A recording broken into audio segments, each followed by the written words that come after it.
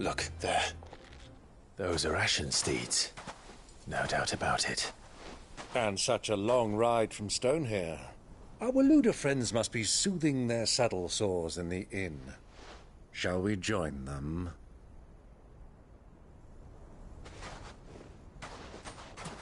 Run along and play now, Torgal. Dogs aren't allowed inside.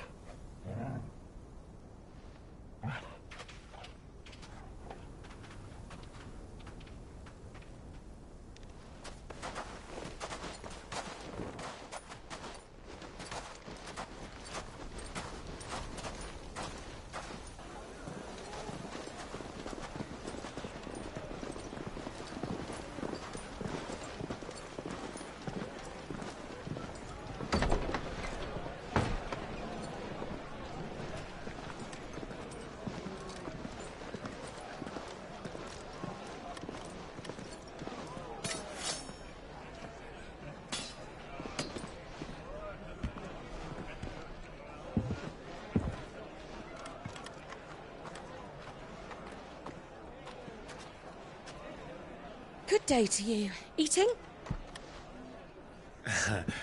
Sorry about my pal. He only talks when his mouth's full. What do you recommend? Well, if you're after something light, we do a fine chocobo soup with lentils and honey. 2 bowls of that, then. An ale. Right you are. Hey, girl! Coming! Your pal? Would you rather be my squire?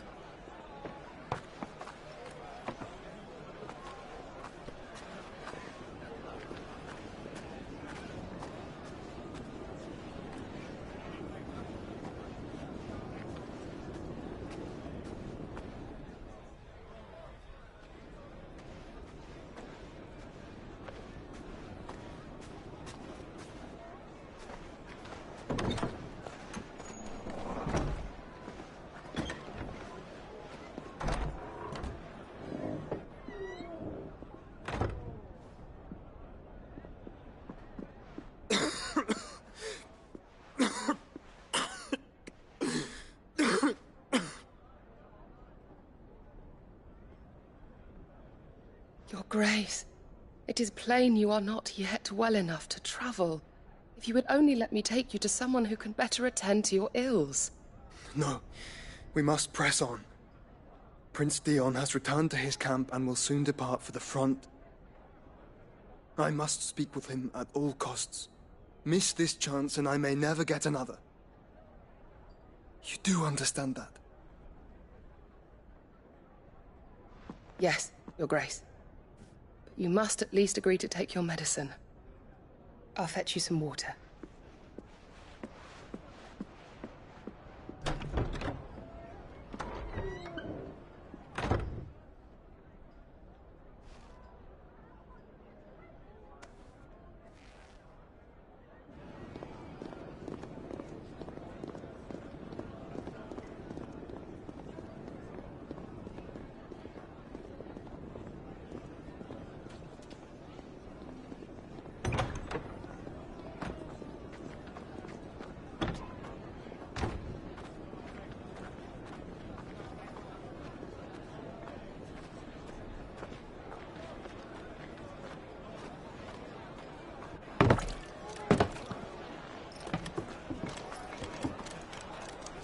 Keep watch, they tell us.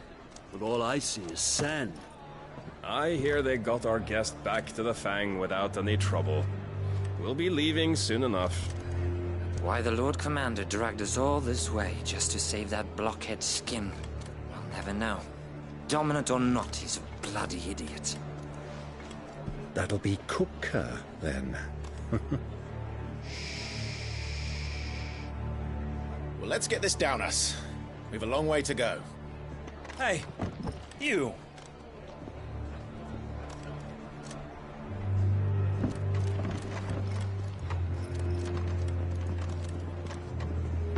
Uncle?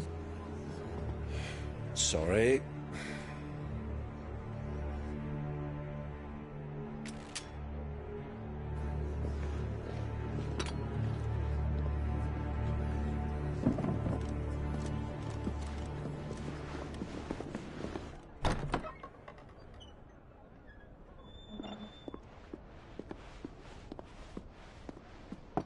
Can you walk, Your Grace? What's wrong? I fear trouble may be brewing downstairs.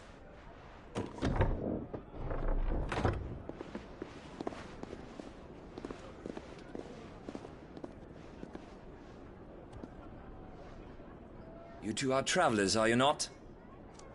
Me and my companions are strangers here. Perhaps you'd be good enough to accompany us a while. Help us find our way. Sorry, lads, but we've got business in camera that can't wait. Ah, I'm sure you could spare us an hour or two. Come on.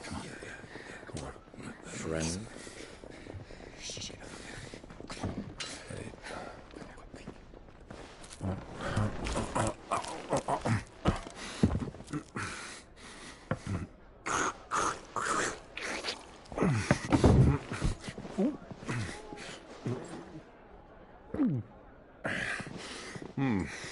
I'm afraid we don't have a moment to lose. Stay back, Uncle. Gladly.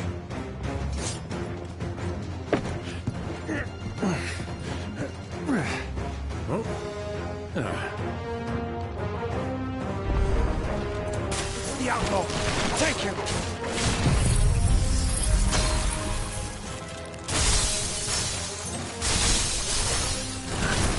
Try it.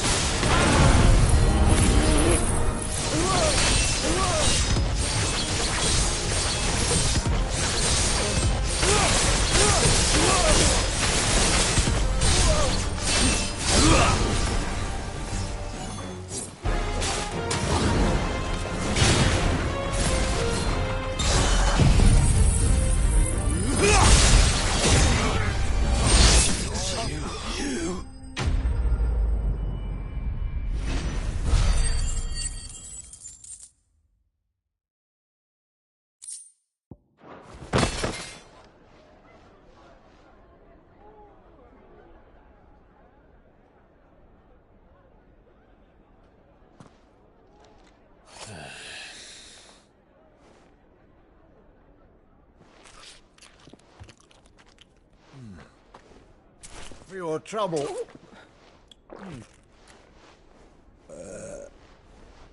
Word of advice, miss. That soup could do with a touch more salt.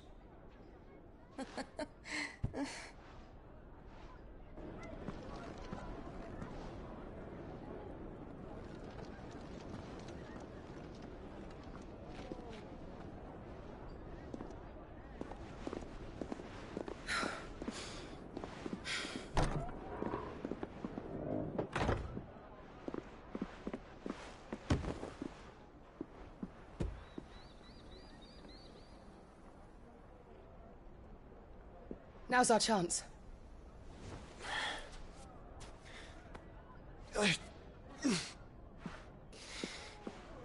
Your Grace? I'm fine.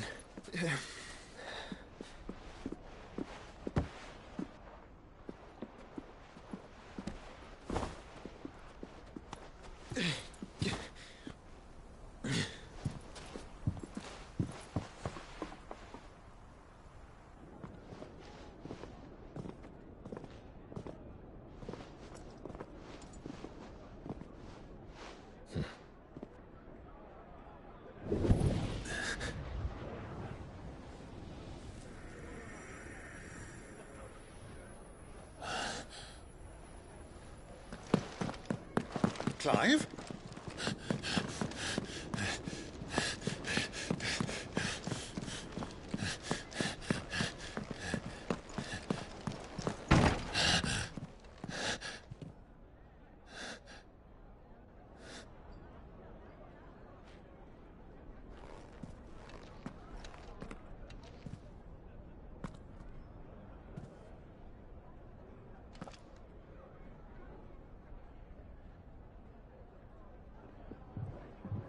What is it now?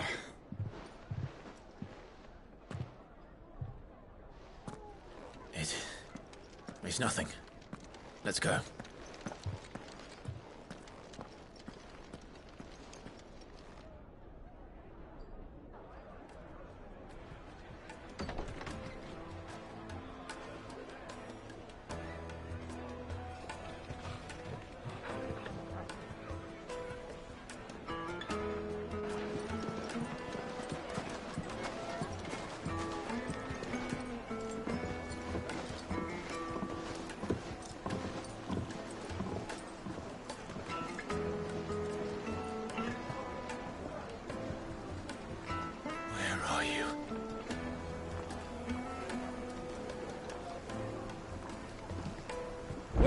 We didn't know where to find Kupka before. We do now.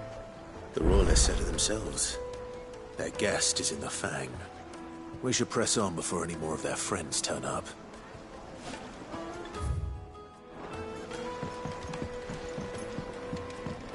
Lights and pots!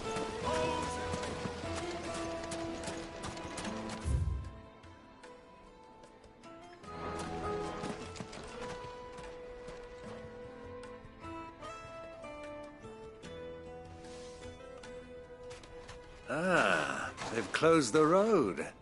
And it's the only way from here to the Fang. It would seem Lord Kupka is not accepting visitors at present. We have to get through that gate. Not by force, I trust. We've attracted quite enough unwanted attention already. By guile, then. Perhaps the Desert Hare can offer us her aid. Rosina Dalamil, woman of mystery. But how will we find her? We know naught of her but her name. And that she was working with Cid. Cid's other collaborators have all been people of means, the wealthiest and most successful members of their communities. I'll wager this Rosina Dalamel is the same. That would certainly help to narrow the search.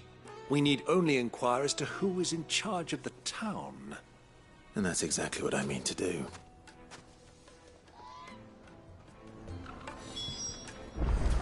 Looks like we won't be getting back to Drake's Fang anytime soon. Are you looking for something in particular?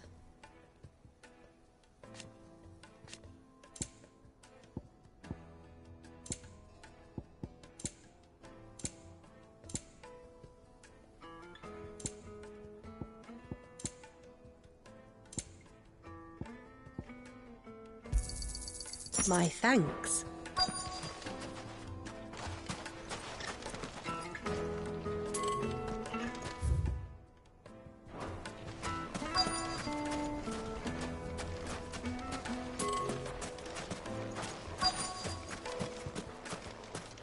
Crystal delivery's over.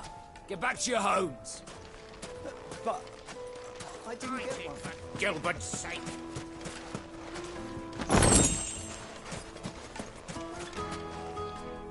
Anything I can help you with, travelers? Allow me. My good man, we represent one of the oldest and greatest trading houses of Port Isolde. We're seeking to expand our business in the region and would very much like to make the acquaintance of Dalamil's leading entrepreneurs. If only we knew where to find them. Well, we're best known for our baths, our markets, and our smithies.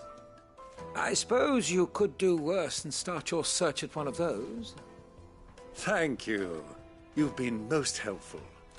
Oh, you wouldn't happen to know a lady by the name of Rosina Dalamil, would you? No, I can't say I do. Well, thank you all the same.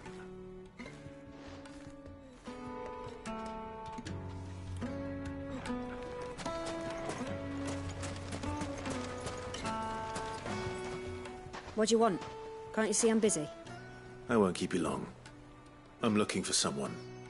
A woman by the name of Rosina Dalamil. Do you know her? Never heard of her. Is that all? One more question. If I wanted to find the richest trader in town, where would you recommend that I look? Oh, that's easy. The Briar's Kiss. Won't find a finer smithy this side of the strait. The owner's only a young sprig, but he's got all the right ideas. The Briar's Kiss, you say? Thank you. I doubt this young sprig is the person we're looking for. You said Cid's contact was likely to be an influential sort. Influence comes with age and experience, believe you me.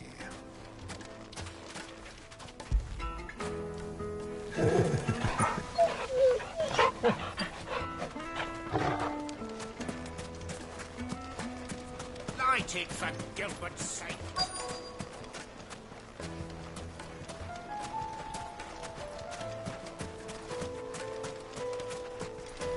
Mummy, I want to play with the crystal. How many times do I have to tell you? It's not a toy.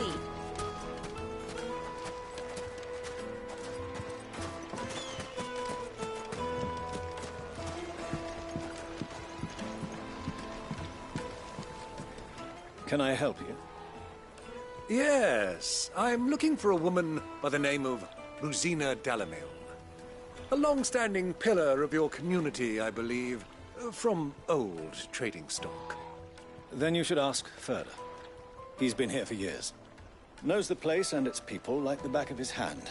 And he's in with all the old merchant families. Try the baths. That's where you'll usually find him. Thank you kindly. Ask for Further at the baths. If this woman you're looking for is still around, you'll know where to find her. Well, it sounds like we have our man. Perhaps. Let's go and find out exactly what this Further knows. Hanging lanterns, keep the darkness from your door. Excuse me. Are you Further? I am. Can I help you, travelers? I hope so. You've lived here for some time, is that correct? Do you know Rosina Dalamil? We believe she may be a trader of some renown. And what business do you have with the desert hare? She was a close friend of mine. I was hoping she might be able to help me. Very well. Go to the bordello. I'll arrange an introduction.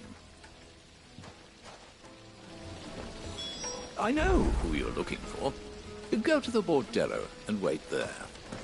Do you think we can trust him? Only as far as I think he trusts. So you're the ones who've been sniffing around? I beg your pardon? Don't play the fool. Stick your nose in our business and you're likely to lose it.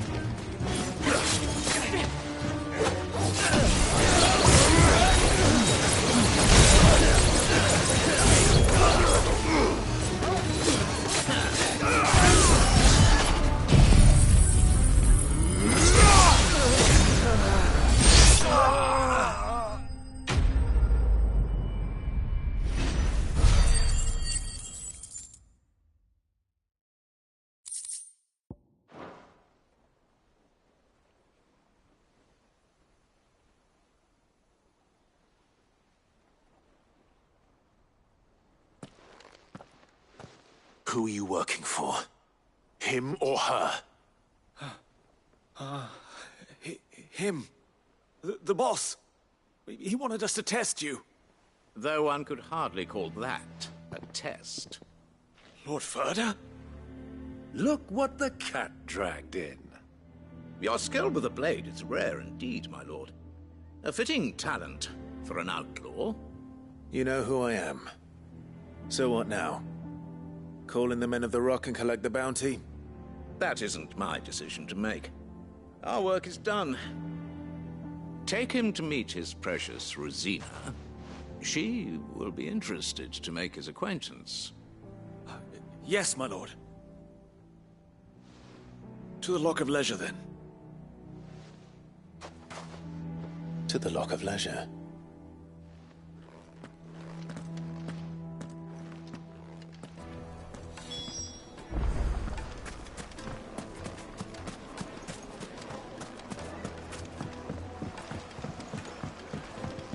Fresh bread, warm from the oven. Here. The most fragrant herbs and The spices. finest fabric.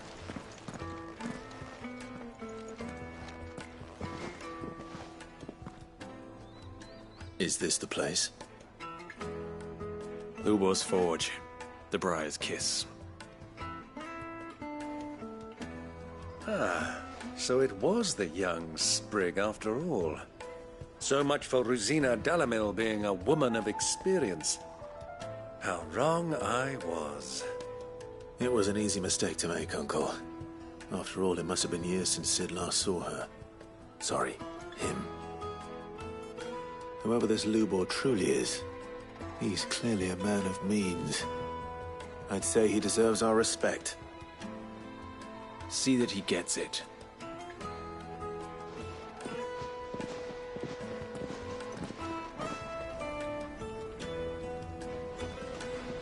Lubor, Lord Furder told me to bring them to you.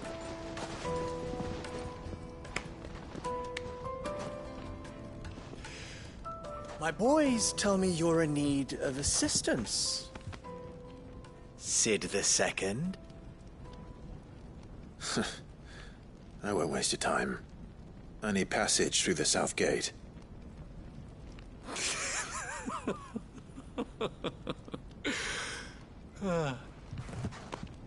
Tell me, what do you think is a merchant's most important commodity? Why, trust. Everyone knows that.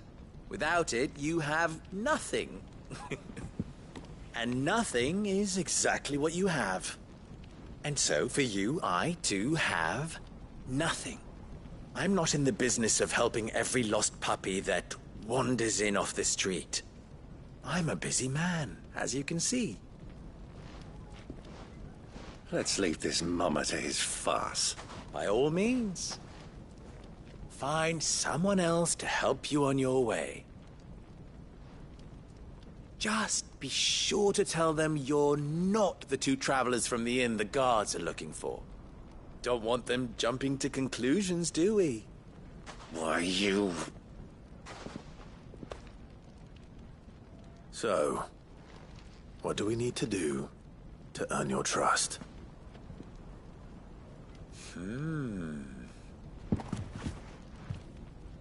I like this one. Willing to do whatever it takes to get what he wants. Ha!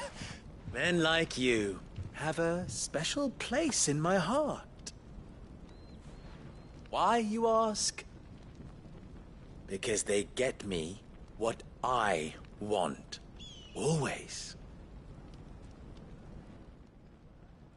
Fine. So what do you want? Don't tell me you're going to listen to this swaggering scruff! We might as well hear him out. It's only natural that an ally of Sid's would seek assurances of strangers. Assuming he is an ally, of course. 5 years ago, he would have still been a boy. And yet even then I had more good sense than a man, 5 times my age? But enough of the pleasantries. We were speaking of what I want. I want you to put an end to the trouble in Dalamil. Return to me when you have done so, and you shall have my aid. Until then, I bid you good day. What trouble? If you're going to give us orders, be clear about them, damn you! Manners, Greybeard. One catches more damselflies with honey than with vinegar. What did you call me? My apologies. A word of advice in recompense. Follow the crystals. Oh, but that was 3. Oh, I'm making this too easy for you. Ha! It will be easy. Solving his little riddle should be like dealing with him. Child's play. Let us divide our forces, Clive. I'd rather not drag this parlor game on any longer than we need to. All right. Good luck, Uncle.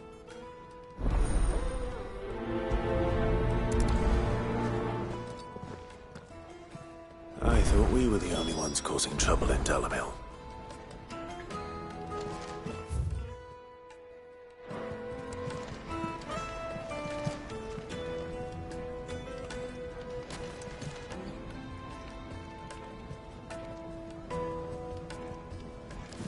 He's not Sid.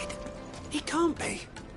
What? Are you calling Master Lubor a liar?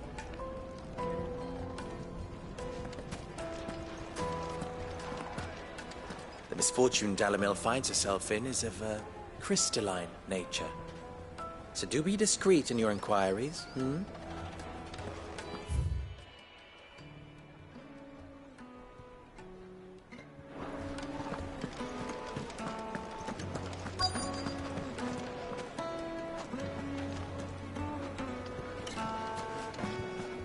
deposit.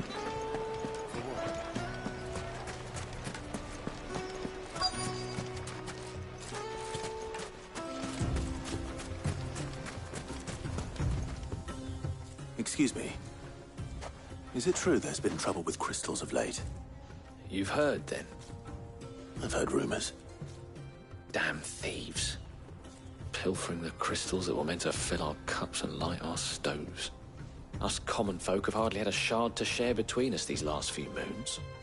And it isn't as if we can buy them on the black market either. Whoever's taking them, they aren't sharing.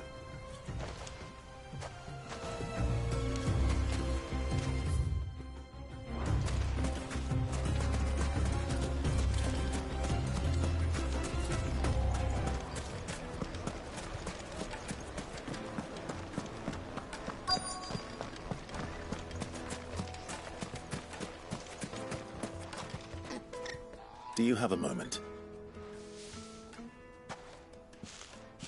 Depends what for. Just a question. Dalamil seems to be thriving compared to the other villages I came through on the way. Is there a reason for that? Well, we're a stone's throw from Drake's Fang, for one. The soldiers guarding the Mother Crystal and the shipments need a place to spend their hard-earned gil. The men of the Rock throw their money about like there's no tomorrow. Is that so? Well, thank you. Don't let me keep you from your work any longer.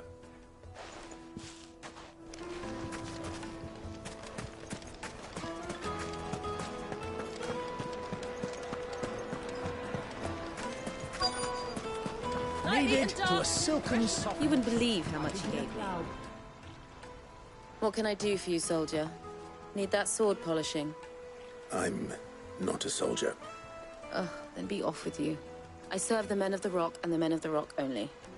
You have an agreement with them? Don't be stupid. I just know which side my bread is buttered. Don't want to be stuck under some pauper when they come knocking. With pockets deeper than Zemeckis and an urge to empty them. No, just leave, will you? Before you scare them off. I think I'm starting to get an idea of what's been going on. I wonder if Uncle Byron's learned anything of use. He'll probably be back at the inn by now. Take a sniff, good sir. You'll be transported. My carpets have pride of place in Castle Dasbog. What was all that crashing and banging about before? It's you, the one who broke all our furniture. What do you want? Haven't you caused enough trouble already? I'm looking for my pal. Have you seen him? The gentleman who was with you? Yes, he's upstairs, but... Thank you. I'll go and fetch him. The inn's a mess of blood-soaked splinters, thanks to you. The least you can do is let us clean up in peace. I told the guard those soldiers started it. Don't need any more trouble.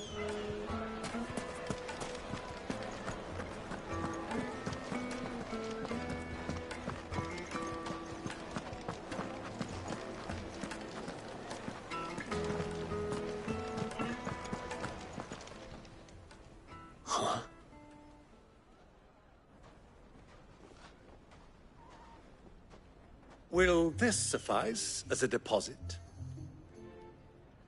By the sands. That's a black pearl.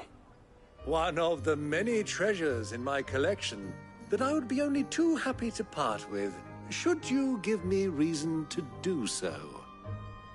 All right. I'm sure that we can come to an agreement, but not here. What are you doing, Uncle?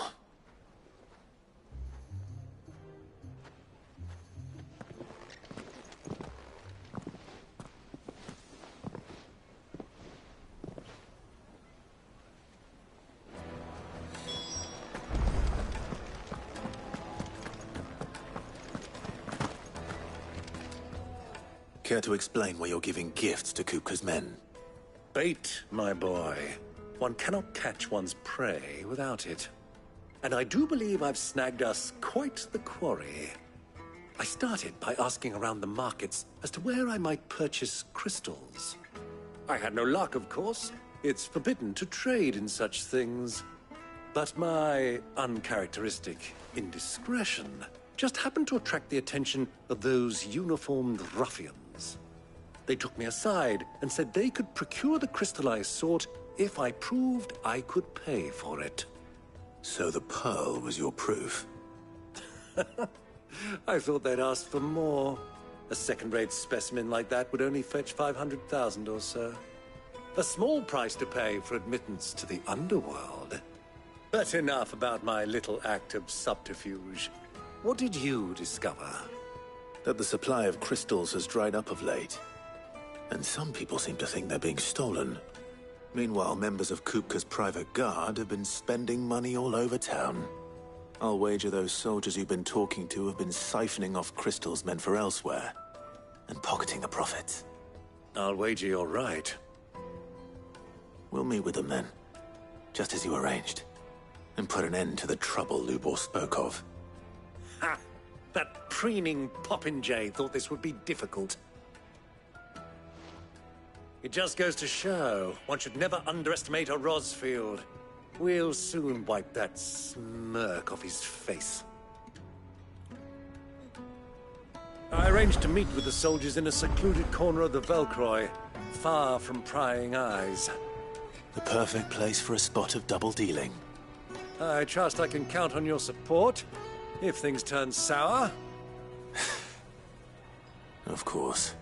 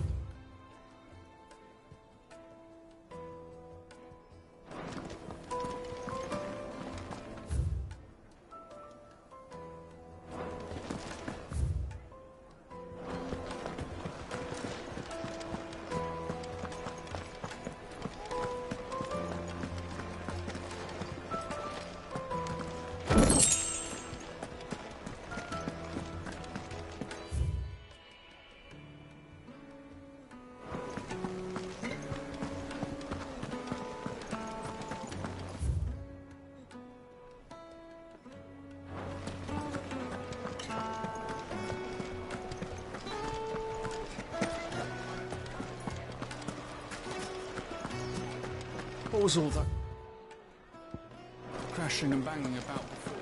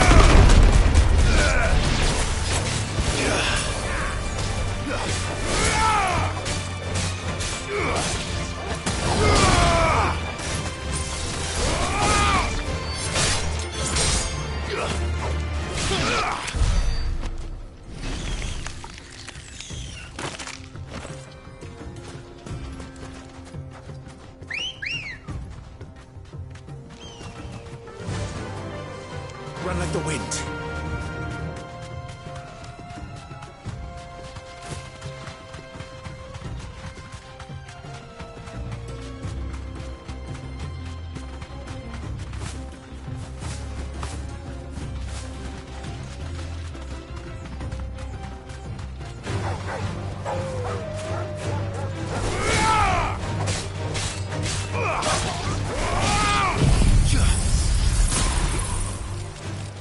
It's over!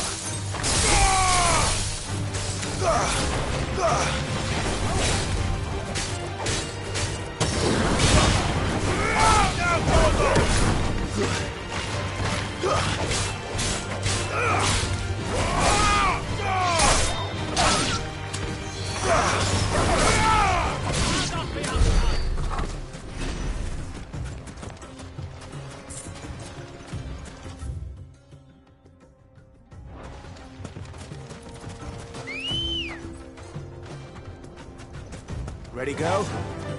Fly, Ambrosia.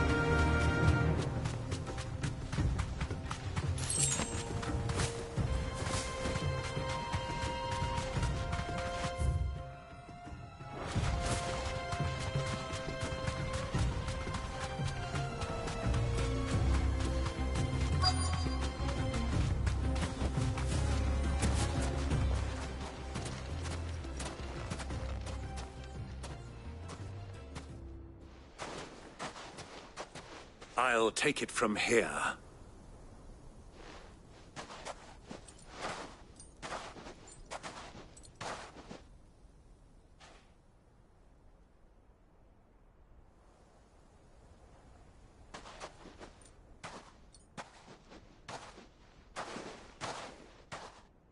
I was beginning to think you weren't coming, my lord. You've brought your contribution? All the silver and stones I could scrape together at such short notice? You brought the whole 500 talents. That was the price we agreed upon, yes? If you've no objections, I'd like to see the crystal. Of course. Right this way, my lord.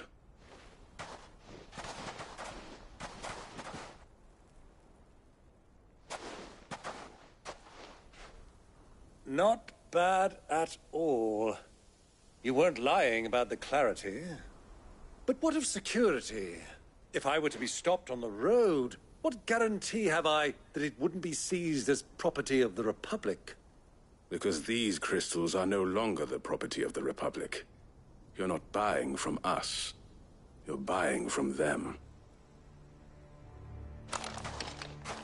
And we have no more jurisdiction here than you, my lord. But we have ships, and will gladly deliver to a port of your choosing, now that our price has been met. Royalists, eh? What brings you here? Why, to collect their share of Drake's Fang's blessing, of course. Our nations are allies, and so they are entitled to a portion of the Mother Crystal's bounty. And being such good friends, we elected to increase that portion and share the benefits. And now that these crystals are officially property of the Kingdom of Waloed, we are duty-bound not to interfere, no matter where they might happen to end up next. Did you get all that? They're in cahoots! So it would seem. My lord, what is the meaning of this? Double-crossing dogs. They're not here to do business. Kill them! Kill them both!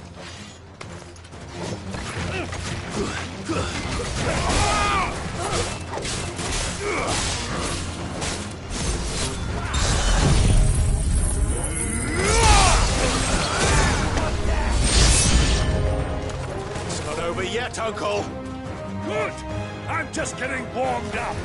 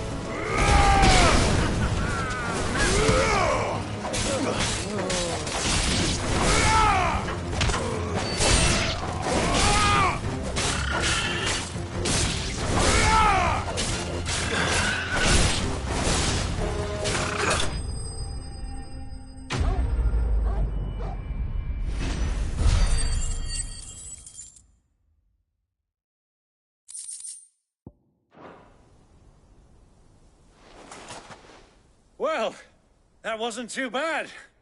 How'd you like my performance, huh? I've often played the villain on the stage. I think I did the role justice. Don't you? Greybeard, you were magnificent. The battle scene was particularly thrilling.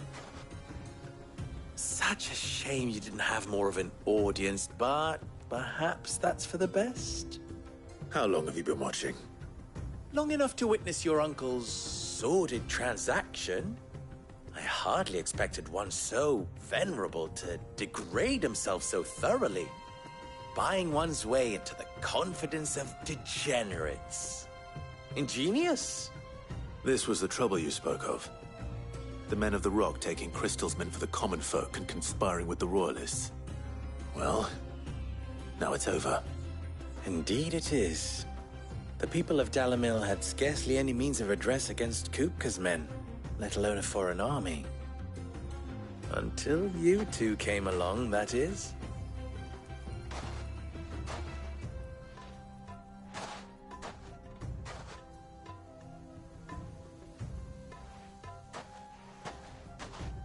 Well, we'd better get these crystals back to town. You won't mind waiting with them while I fetch a wagon.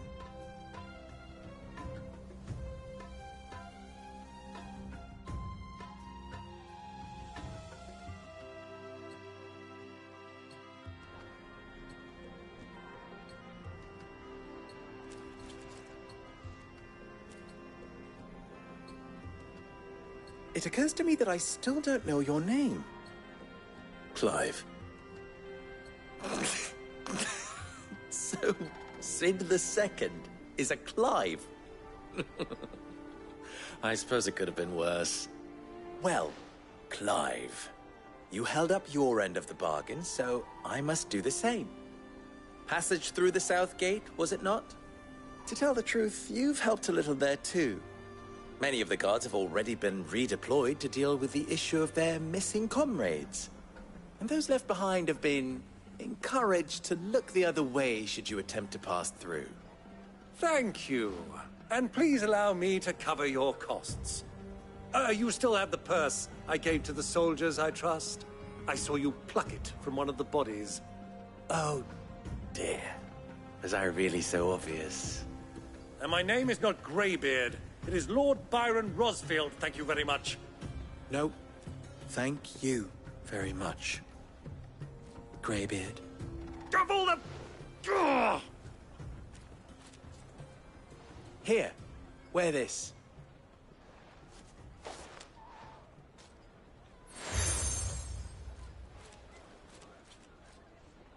Any friend of mine who sees you with it shall be a friend of yours. Thank you, Lubor. And please, feel free to send one of my Stoluses back to your people. Tell them that Rosina Dalamil is back in bed with Sid.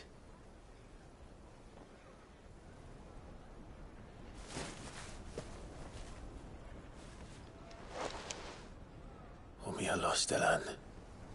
Tuisa Achilles.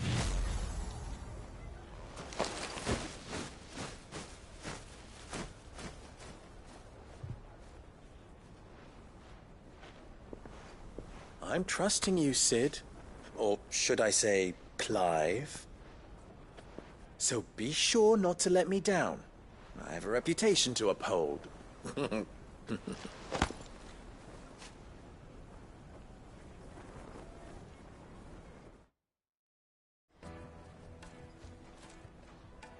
Well then, I wish you a safe journey south. Thank you. Not at all. It was my pleasure. Come on, Uncle. Let's go.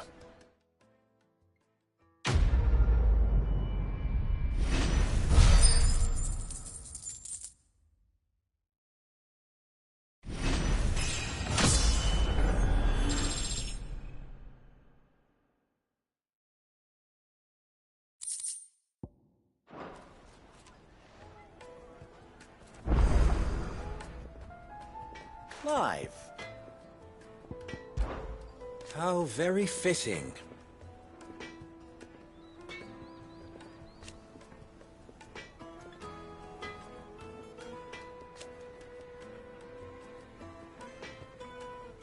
Of course.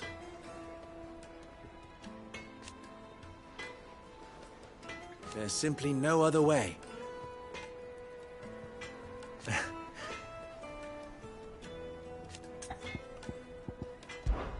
Ours is a blessed corner of the Velcroy.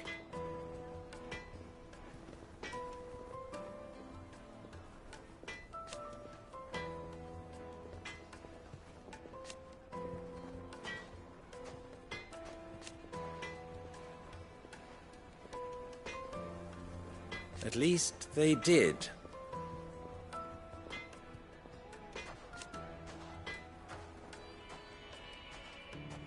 So...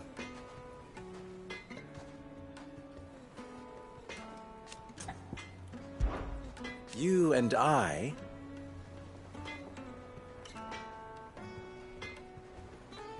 What?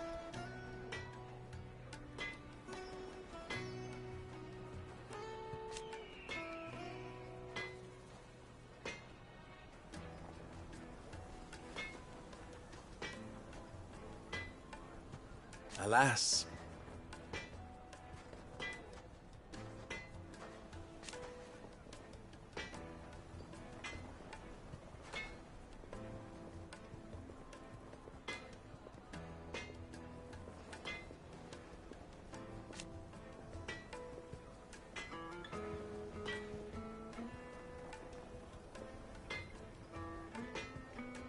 Still...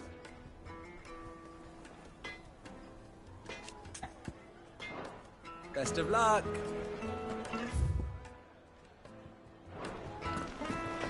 I've never even forged a button. Perhaps Forge Master Luber's having fun at my expense. I wouldn't put it past him. Neither would I. Oh, wait.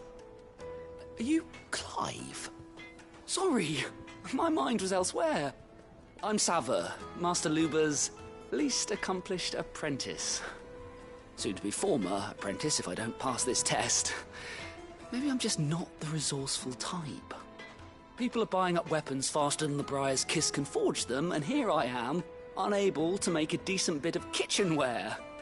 He wants me to make a carving knife, one that embodies the spirit of Dalamil. Whatever that's supposed to mean. I don't suppose you have any idea what he's on about, do you? I'm afraid not. Never mind. Thought I'd ask. It was that or pack my bags. I could give you a hand if you like. I know how busy the Briar's Kiss has been, and that Lubor needs all the capable hands he can find. I'd be a fool to refuse. So, where do we start? Good question. If I'm honest, I've never made any kind of knife before. And then there's this little riddle to keep in mind. The spirit of Dalamil. Nothing is ever simple with that man. The way I see it, there's only one way we'll be solving Lubor's puzzle. We need information. The more the better. You're right. There's no point fumbling in the dark, I suppose. Now, who to speak to first? Well, there's plenty of folk in Dalamil who use knives for a living. There's the butcher, of course, and any number of cooks. They're bound to have an opinion or two about the tools of their trade. All right. I think we have a plan. Let's get to it, shall we? I'll talk to every cook I can find. You speak to the butcher, and anyone else you can think of. All right. Good luck. Let's hope that someone says something useful.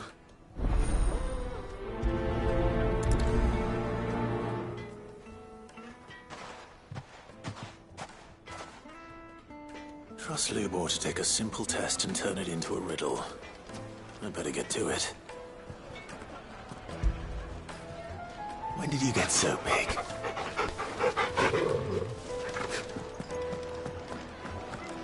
The finest fabric! It would make a fine Needed Welcome, sir.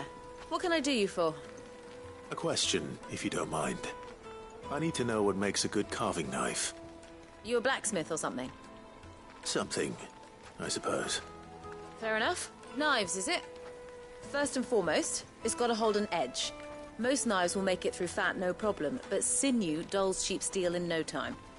Give me a blade which can slice through anything that crosses my chopping block, and I'm a happy woman. So a knife that stays sharp. Makes sense.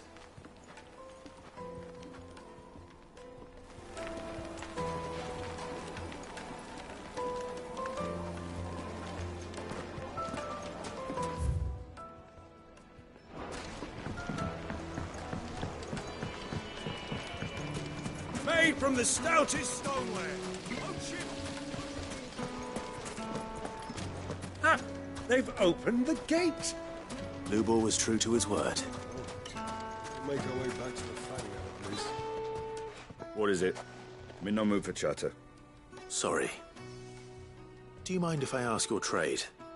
Hunter, why? I have a question. Can you tell me what makes a good carving knife? I assume you use one out in the field.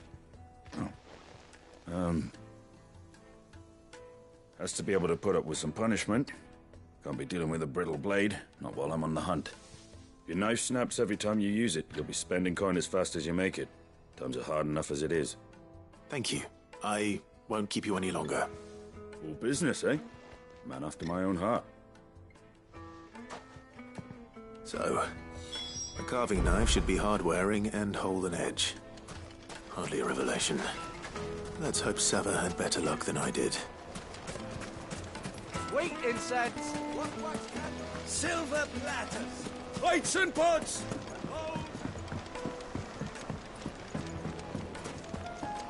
The most fragrant herbs. My carpets have pride of place. So, how'd it go? You learn anything useful, or should I be looking for a new trade? Only that a blade should be durable and stay sharp. But I don't see how that relates to the spirit of Dalamil. I didn't have much luck either. All the cook said was that he needs his knives to be light. Too heavy and they do his shoulder in. So we're no better off than when we started. Perhaps Lubor didn't mean anything with his Dalamil remark. But that can't be right. I've bandied enough words with the man to know that he chooses them carefully. No. We must be missing something. Something right in front of our noses, most likely. No doubt you're right, but I have to make a start soon. I can't put off making this knife forever. Agreed. Lubor wouldn't like that much. Right. I've been trained to work iron. The cheap stuff, mind. But it's hardy enough if you don't hammer it too thin, and it sharpens up nicely with a bit of effort. Trouble is, it's either durable or it's light. Meaning someone is going to be disappointed. Forge Master Lubor, probably. Is there no one else you can turn to? Someone who knows their metals, perhaps? The other apprentices know better than to help me with my test. But maybe there is someone I could turn to. A merchant, a favourite of Forge Master Lubor's, who sells metals to tradesmen passing through the Valcroy. I bet she'd know a thing or two.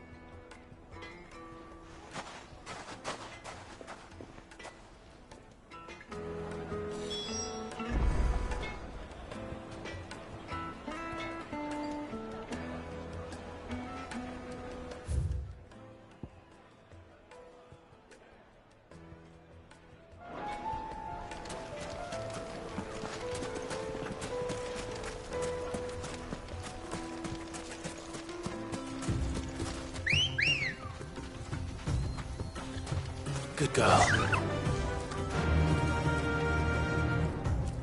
Faster!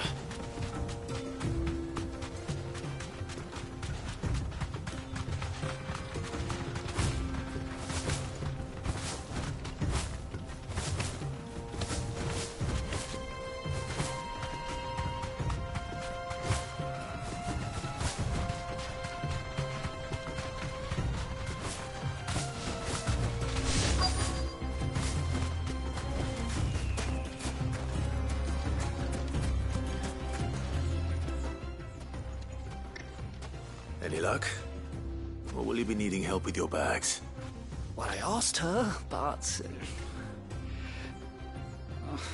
you tell him. If you're looking to make a knife that will impress a master like Lubor, there are options. They're just not that viable.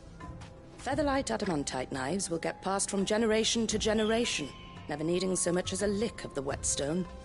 But adamantite ore is unique to ash, so it doesn't come cheap. And it's beyond my skill to handle. Unique to ash. Are there any materials unique to Dalamil? Something which could be mixed with iron to refine it. Make it lighter. What are you getting at?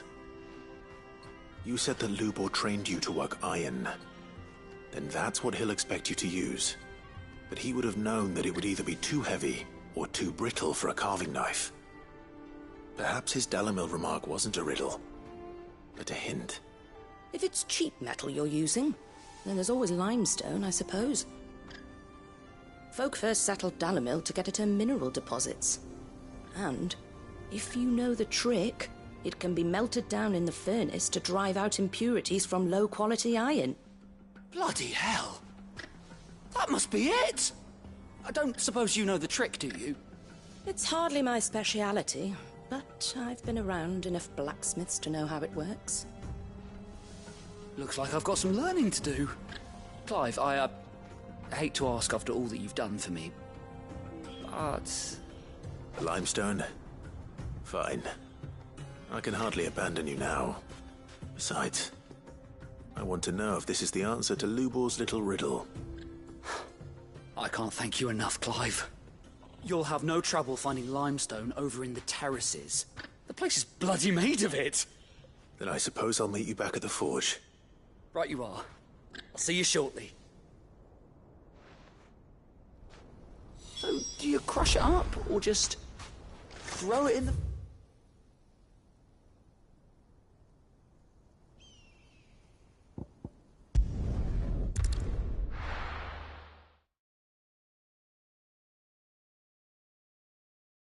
Well, this is no good. Is it true what I'm hearing?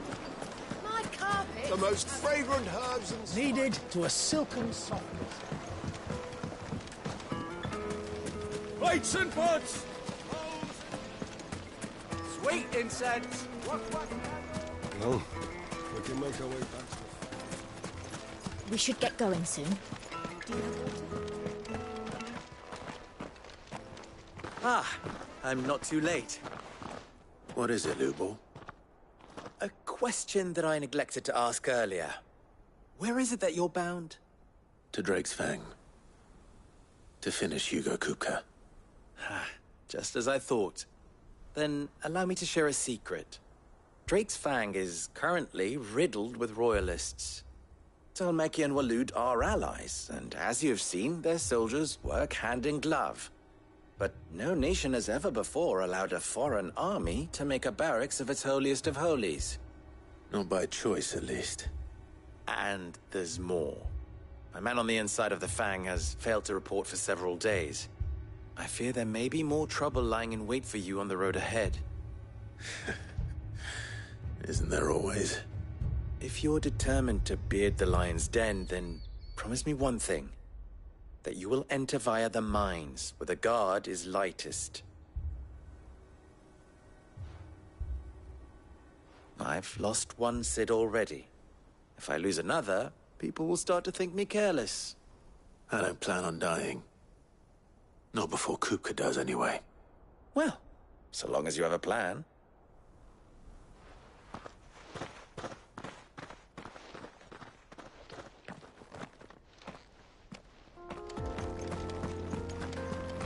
Drake's Fang should be just beyond these springs. Shall we press on?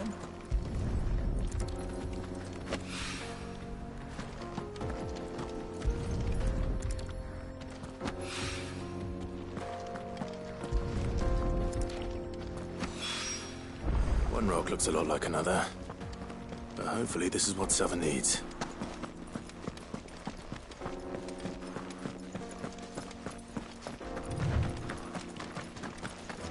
We should get going soon. Do you have water?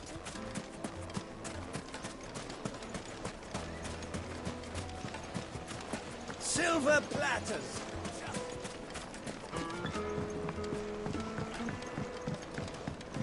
The juiciest meat from Greece. The finest fabrics, fresh from the capital.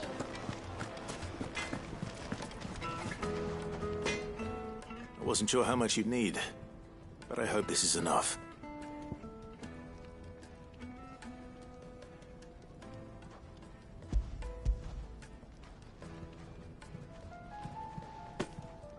You are one of the good ones, you know that. You and that merchant both, she's got quite a gift for teaching that one. Now, time to see if limestone is the secret weapon we were hoping for.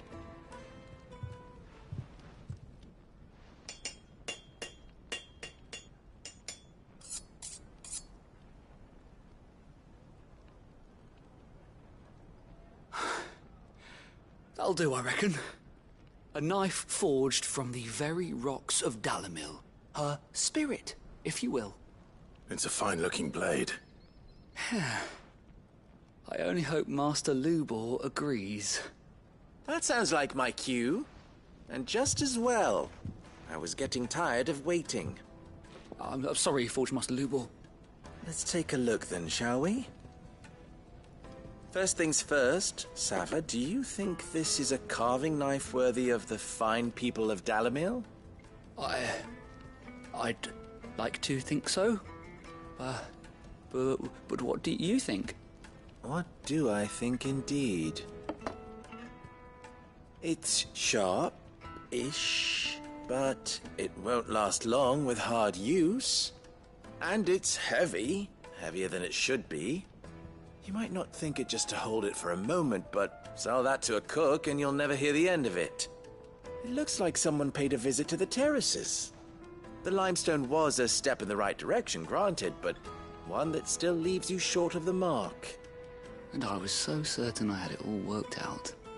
I don't know who you found to teach you that little trick, but it certainly shows initiative.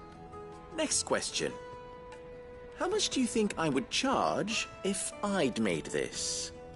Well, if it took you even a fraction of the time it took me, I would say you could demand a heavy purse.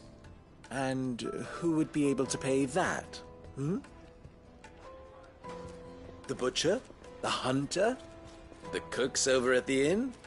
Dalimil is home to humble traders, not wealthy lords and ladies. Rule number 1 in any business, Sava: know your customers. Yes, Forge Master. This is just about passable. But only just. I'd say you're worth keeping around a little longer. Starting tomorrow, you'll have an anvil of your own. I will. Thank you. I was wondering, what would you do if you were asked to forge a carving knife? I'd do what I always do. Ask who it's for.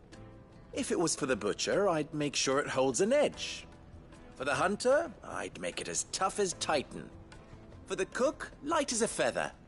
And for the nobleman, I'd make it cost an absolute fortune.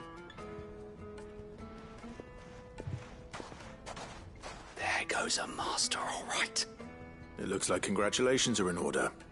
I couldn't have done it without you. So much for the Forge Master's riddle, though, eh? The spirit of Dalimil had nothing to do with limestone or anything much at all. Meaning, I had you run around for no good reason. You've passed your test. That's all that matters. You'll have a forge of your own in no time.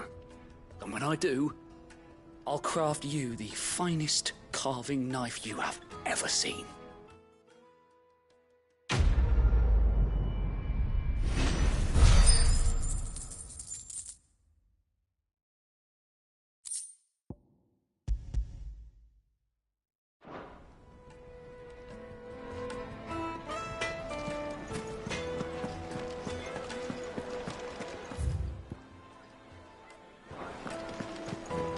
It would make a fine... Fresh bread, warm from the oven. Made from the stoutest stoneware. Everything I've worked for. All those years of toil. Every coin I've ever earned is tied up in this place. Are you all right? The baths are closed. Leave me be. On second thought, perhaps you are just what I need. Might your services be for hire? That depends on the job. I'd have you save my business, the baths. The water's turned scalding hot and all the crystals in Dalimil wouldn't be enough to cool it. I've no doubt that my woes stem from the water's source. But I can't go and investigate for fear of my customers thinking I've abandoned the place. I'm bound to these baths in more ways than one. I beg of you. Go to Dusnoff Terraces. Tell me what you find there. All right. I'll go and take a look. Wonderful. It's not far. Leave the market by the south gate. The smell of sulphur will guide you the rest of the way. These baths are all that keep me from an ignoble end in a debtor's prison. My livelihood, my very life, is at stake.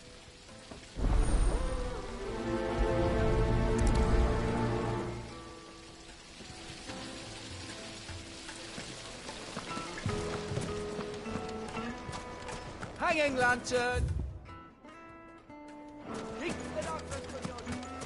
Finally, we'll be able to get one.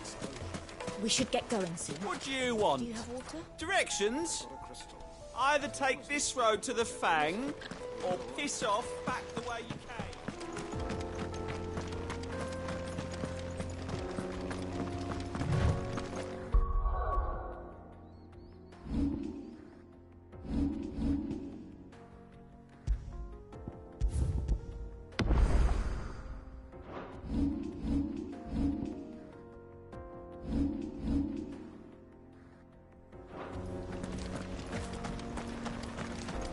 Come on, girl, the gate's open now. We can press it.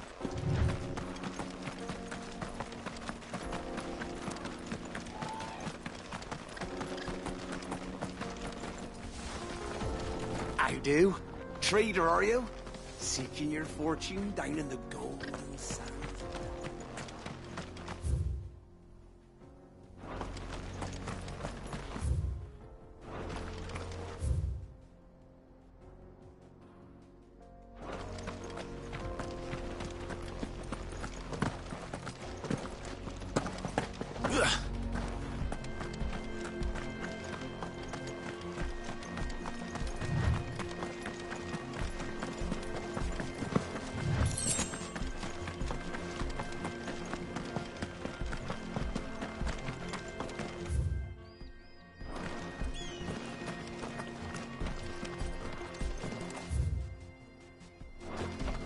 Something awful's taken up residence in the springs. You'll turn back if you know what's good for you.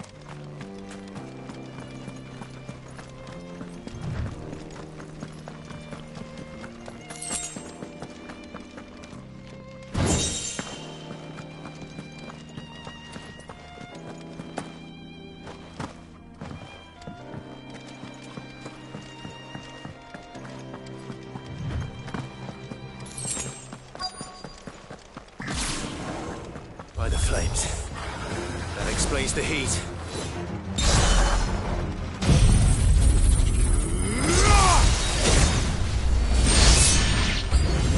Out of the frying pan. Now, Torgal!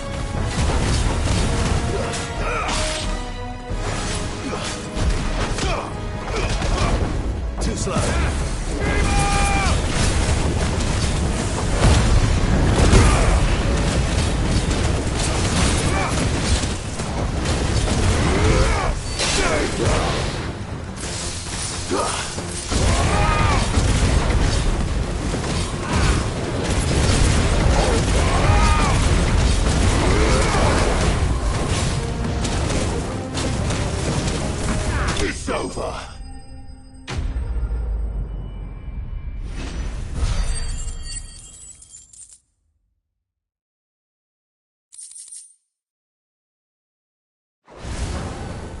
That's cooled things down a bit. Let's hope it's enough to keep the baths from boiling.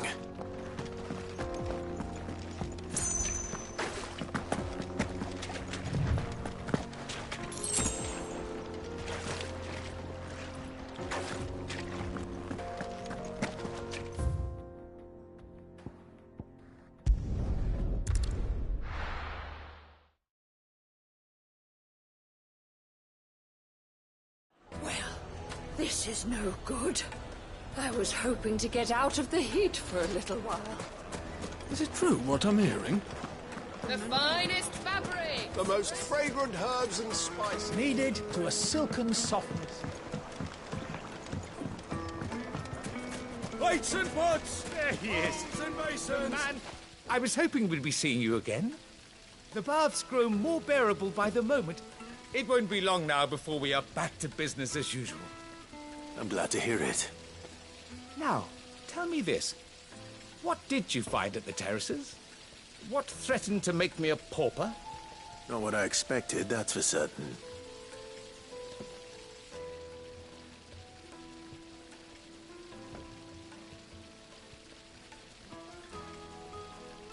You tell a fine story.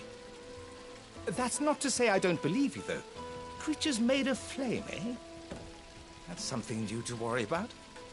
But I burdened you with my worries enough already. Here, a small something by way of thanks. Right. It's high time I got back to work. With a little luck, the day might yet be salvaged.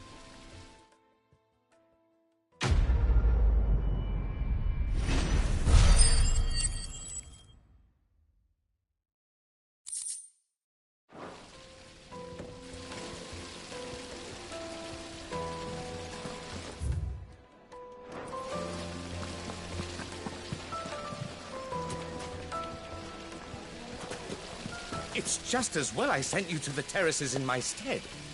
It sounds like I'd have been burnt to a crisp. The, scrubbing is almost finished. We appreciate your patience. Sweet incense! What?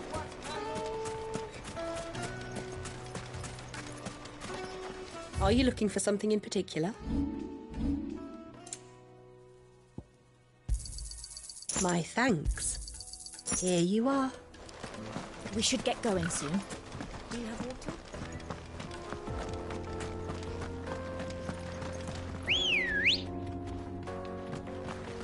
Come on. Run like the wind.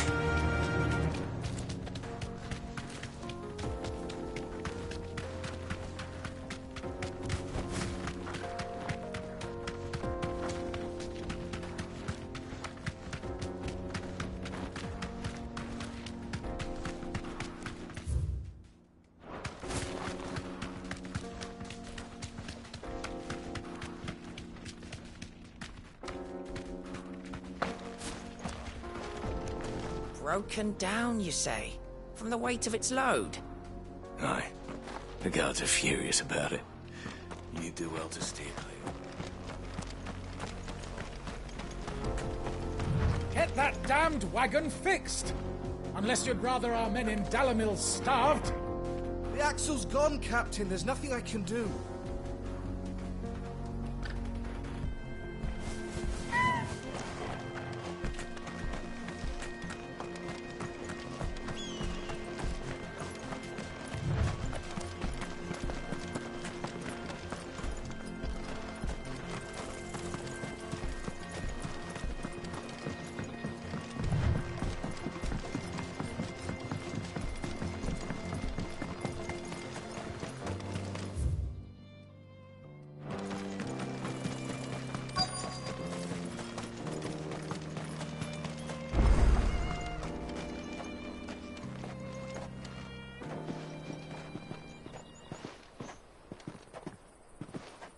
There it is.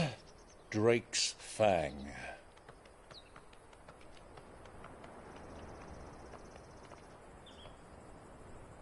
Kupka will be hiding inside.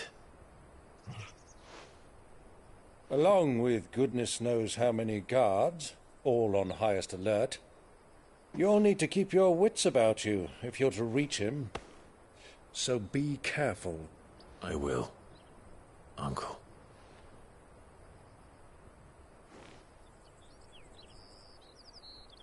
Before you go, Clive, allow me to apologize.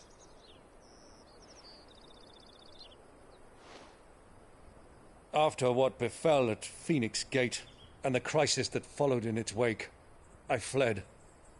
I retreated to my counting house and danced attendance upon the vicereine in the hope it would bring me favor.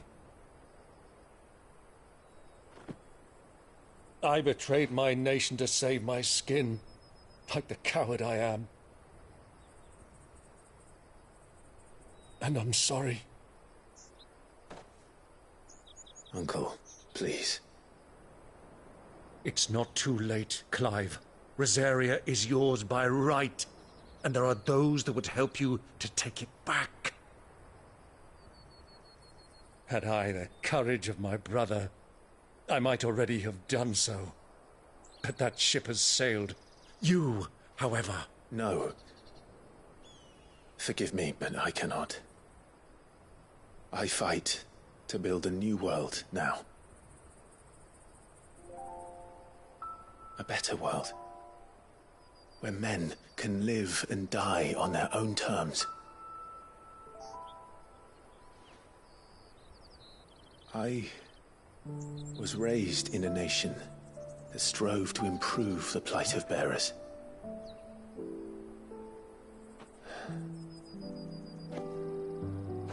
Only later did I realize that spark of freedom did not arise by chance, but was kindled by my father. You would see me follow in his footsteps. And that is exactly what I mean to do. Not by ruling Rosaria, but by extending his ideals to the whole of the twins. Though every soul in the realm may judge my actions heresy, I am certain my cause is just. You really are just like him, you know?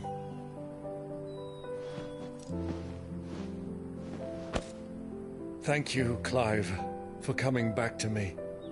I am proud to call you nephew.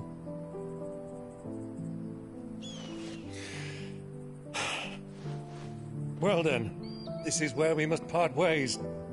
Wish me luck in convincing my Canvarian friend to share his considerable talents. I mean to plunder his coffers and prove myself worthy of a place in your merry band. Till then, my boy. Till then. Go safely, Uncle. And you, nephew.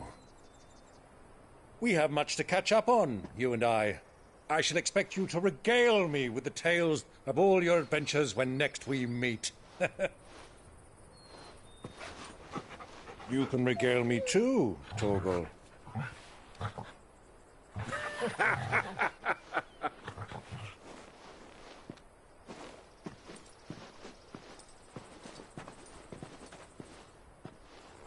I'm coming for you, Kupka.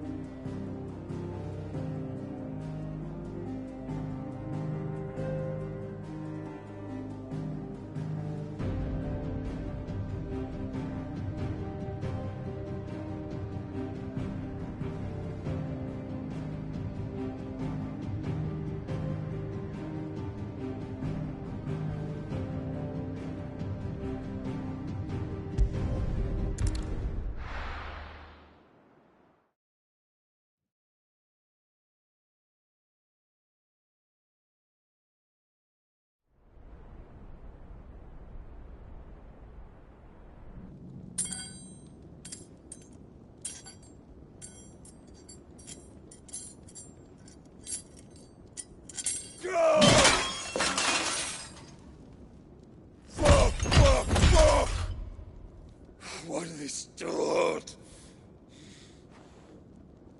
What has that gutter rat done to me?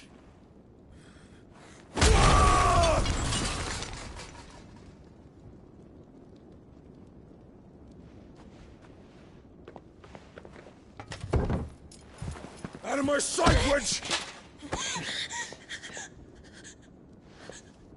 I'll kill you, Rosfield! I'll rip out your heart! I'll tear you limb from limb! Peace, Hugo. The table shan't hurt you any longer. He sought to humiliate me. Me!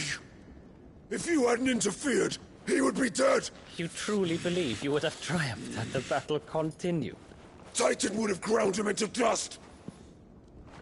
And how would he have done that without his head? Shut up! You weren't strong enough, and you call yourself a dominant. Or rather, you did. You mock me, Harbert.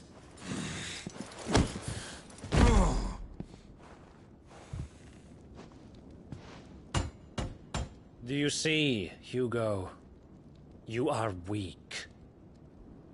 Fuck! But so long as that fire burns within you, there is still hope. There may yet be a way for you to take your revenge. Tell me, what must I do? Please, I'll do anything. Just tell me.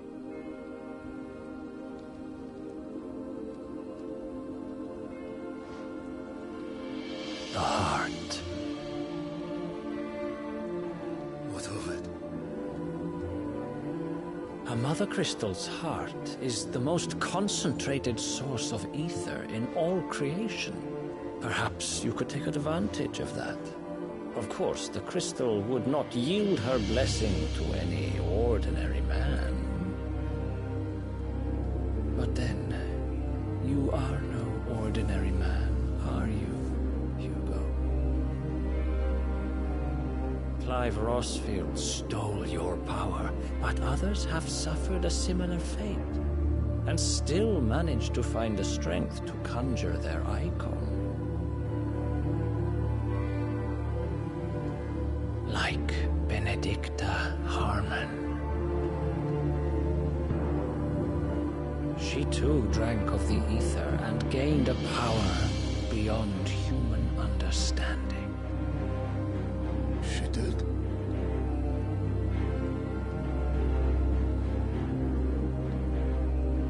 Benedicta. Benedict.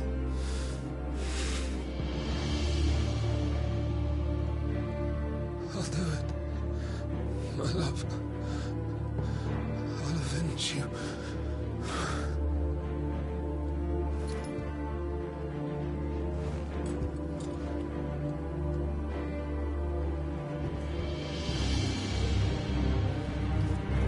Run along now, Hugo.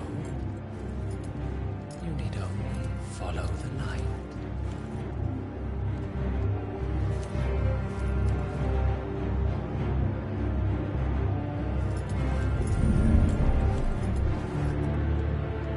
Muthos is here. Very well, it shall be so. You may leave everything to me, Your Majesty.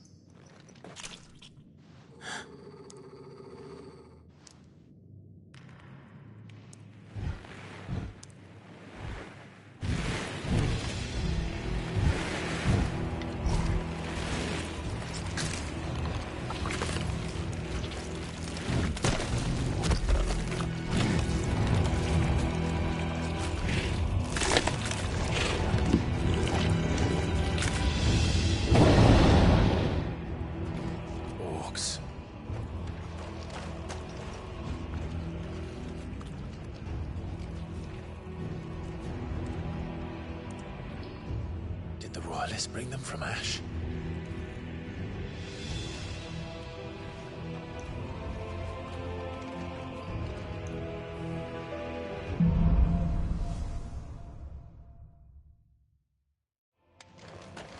Are the Beastmen part of the Waluda army now? How the hell did that happen?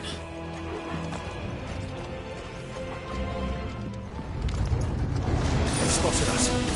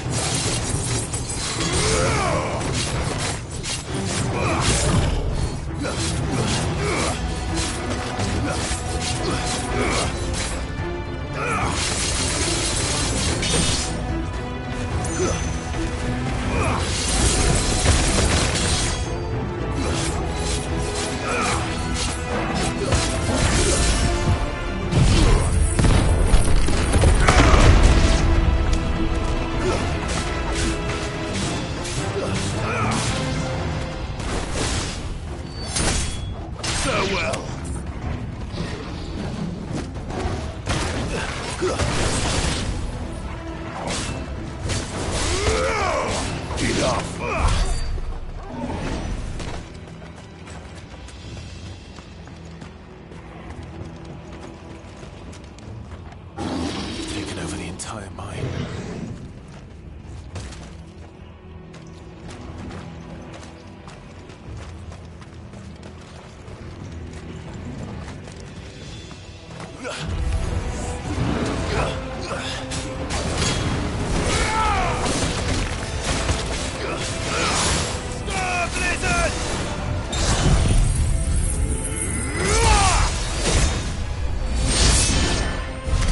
So much for the men of the Rock.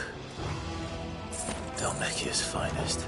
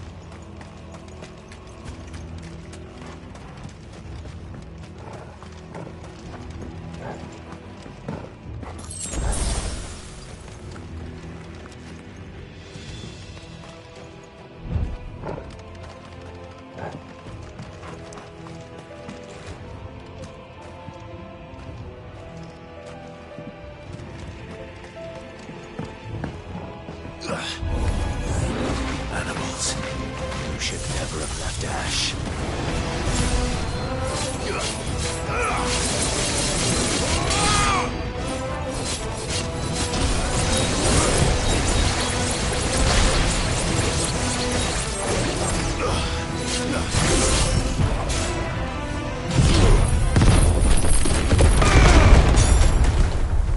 It's over.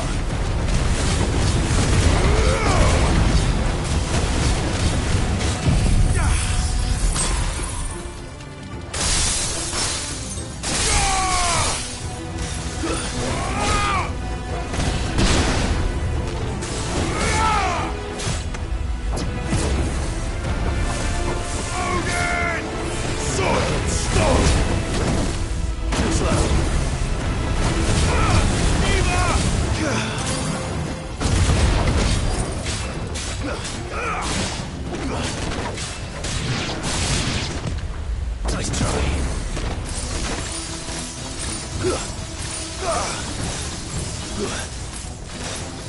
All yours, Torgal.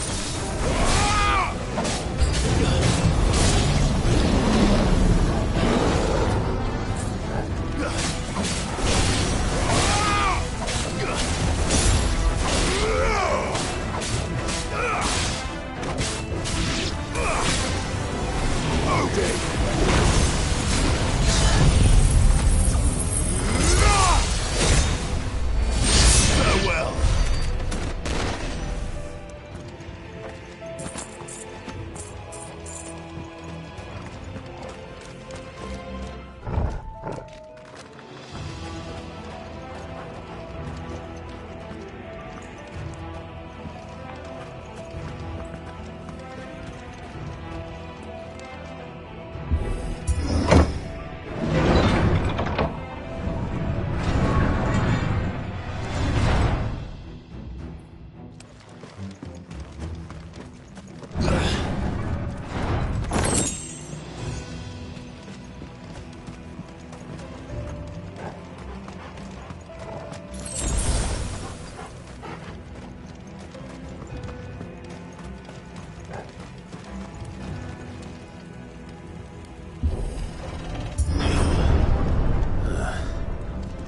Stairs.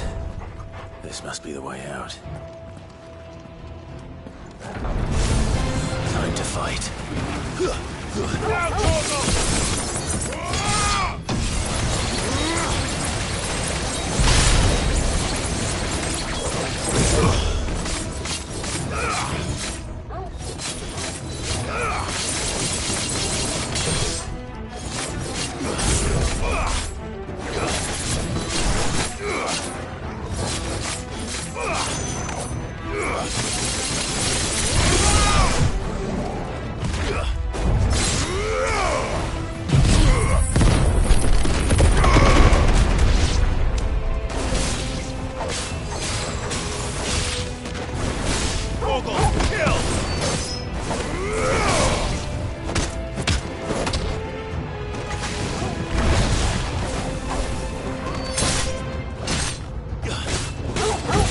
It's over.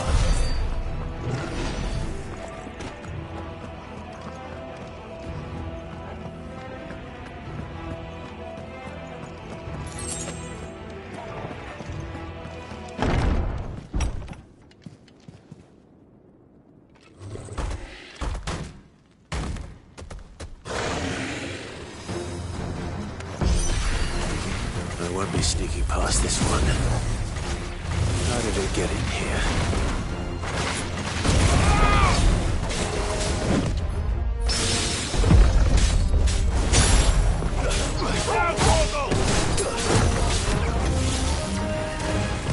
Nice try.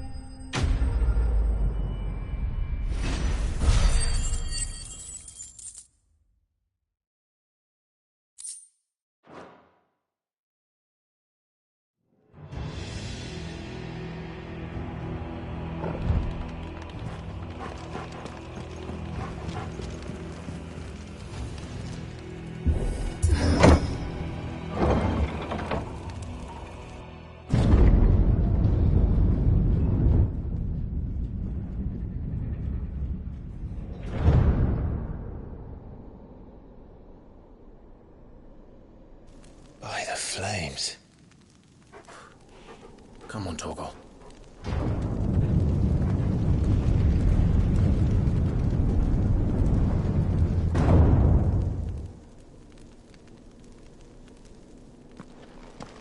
Kupka never did do things by halves.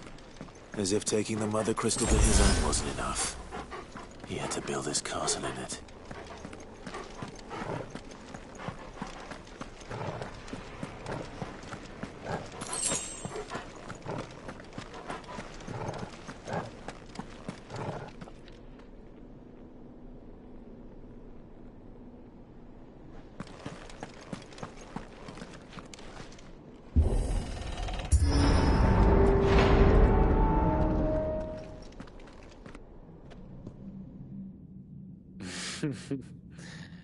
Let the trial begin.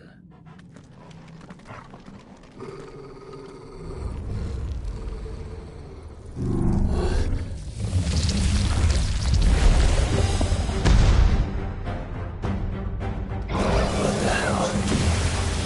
With me, Torgal. Too slow.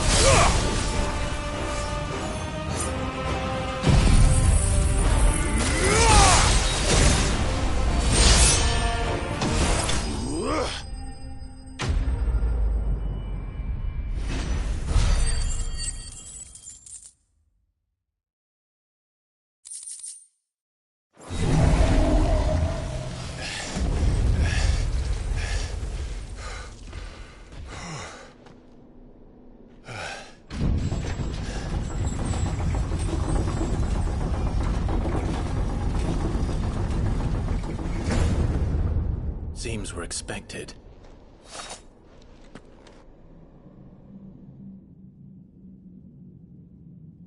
So this is the power of Mythos.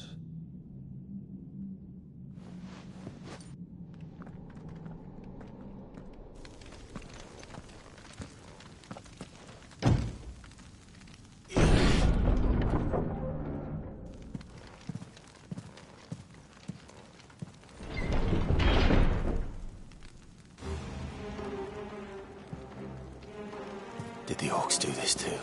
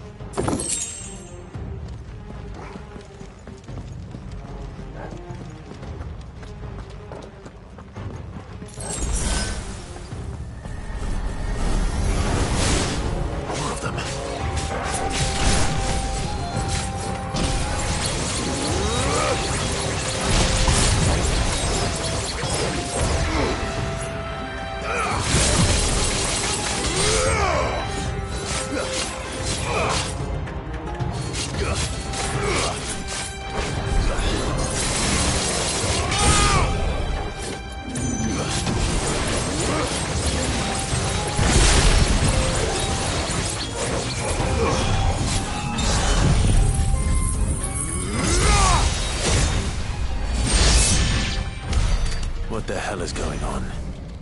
Are these things here for me? Or for him?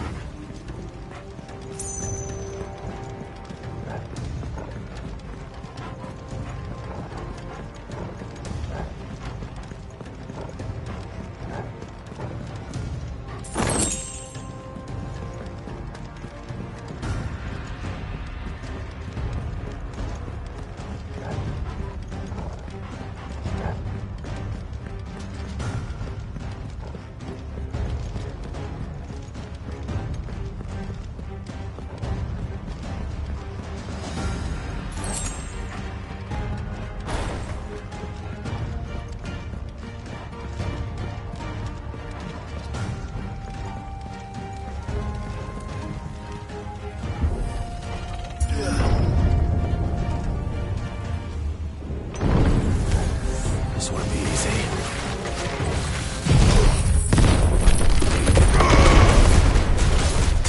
Let's try.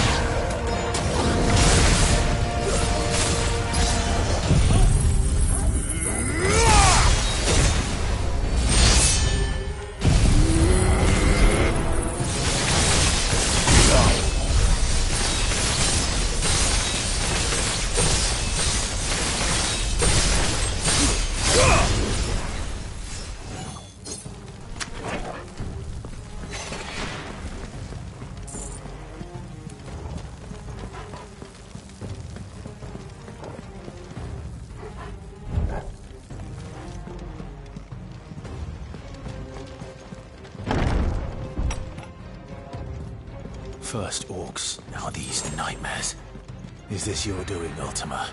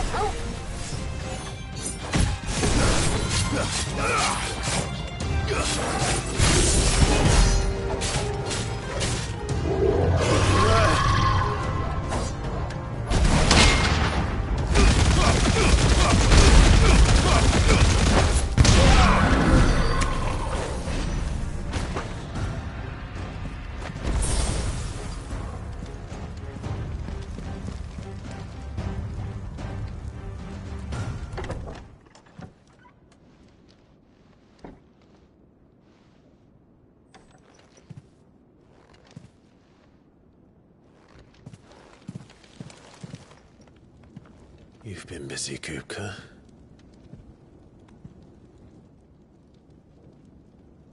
But where did you go?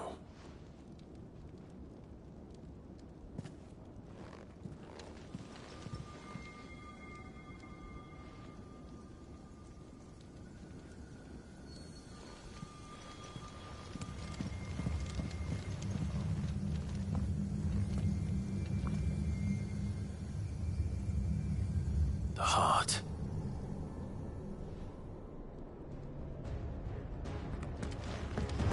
He's in the sanctuary.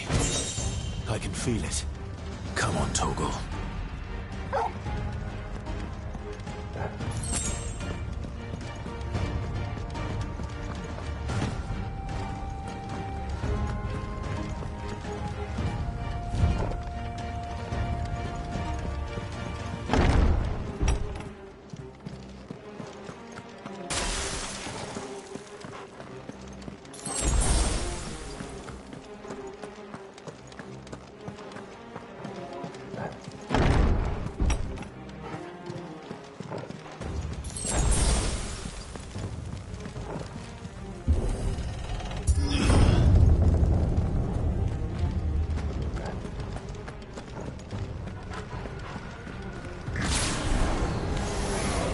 Just what I needed.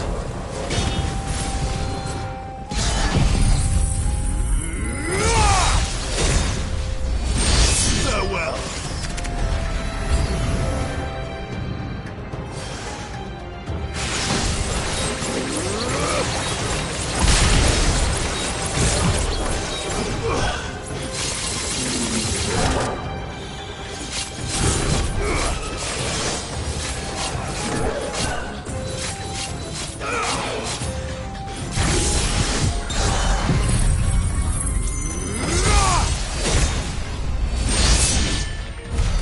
That better be the last of them.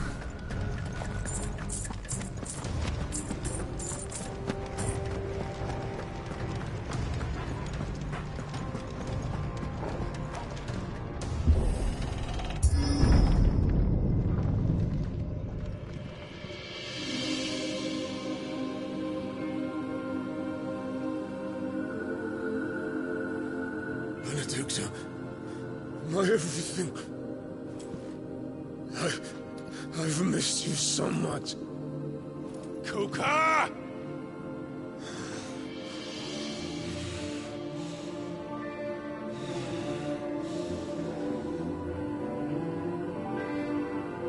I swear to you, my love, we will never be parted again. What's wrong with him?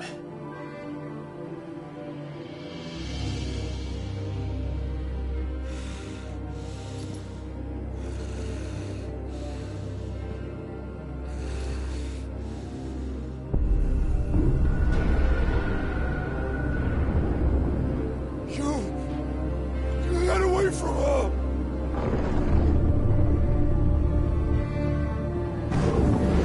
Benedicta!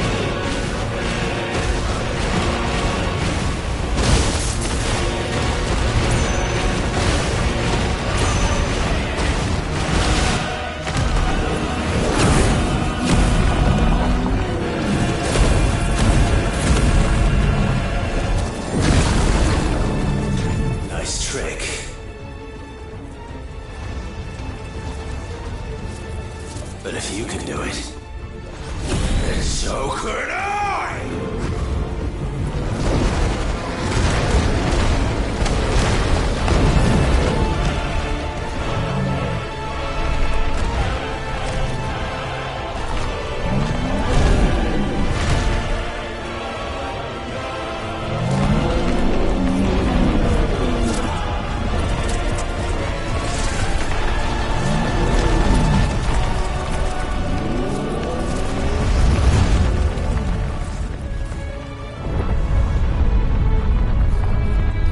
Let's give this a try.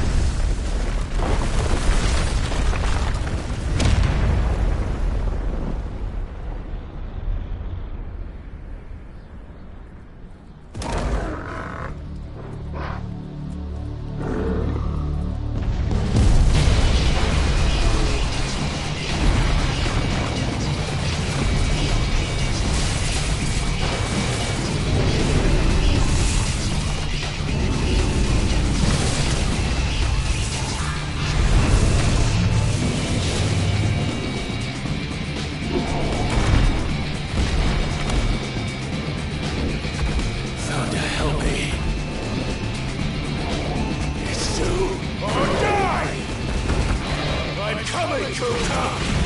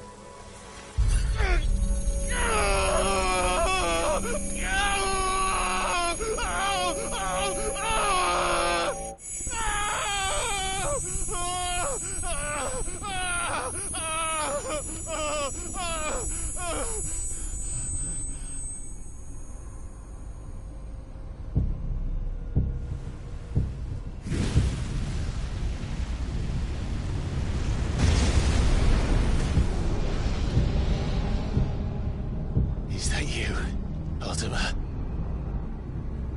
What do you want? Your soul is tainted with worthless human will, yet your thirst for power remains undiminished. With every sip you take, you grow in strength, and soon you shall achieve perfection. I don't know what you're talking about.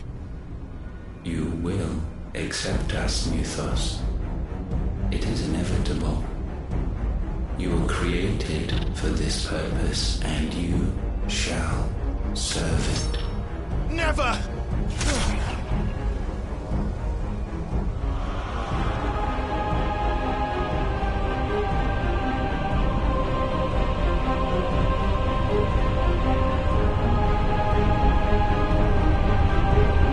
Fight it, Clive! Don't let him in! Consciousness. We see now. Human will is so insubstantial it cannot exist in isolation. You mitigate its weakness by interweaving it with your consciousness. We believed we had merely to purge you of your will to claim our vessel. It appears we first have to sever every thread of the consciousness that supports it. No matter. The time to build a new world is not yet upon us. We will contemplate.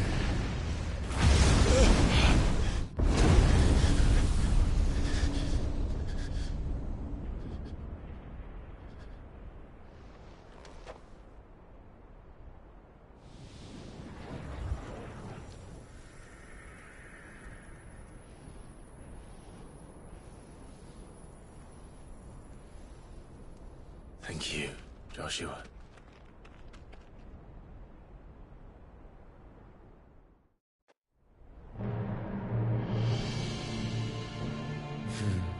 One can no more command the power of ether by drowning in its flood than one can constrain the tides by standing in the sea.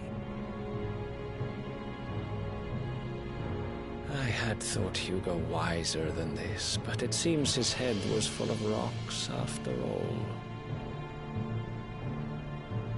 Titan was strong. Your Majesty. But Mythos is stronger. For 5 years that man lived only for revenge. Clinging fast to a fiction, even as it swept him into the abyss.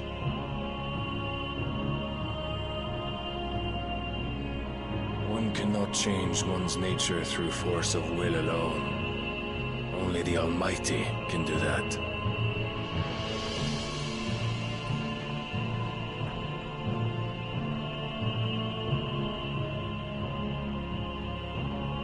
Hugo Kupka. The man who gave his life for a woman's head. A fool like all the rest.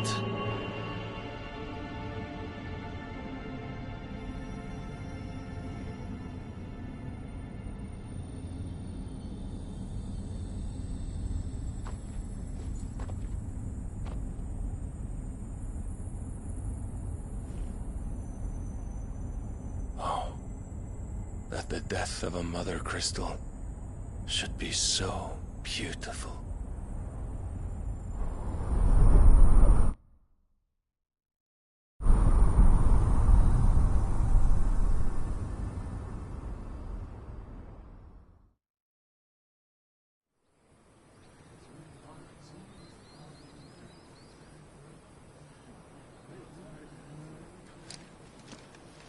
Some medicine, my lord?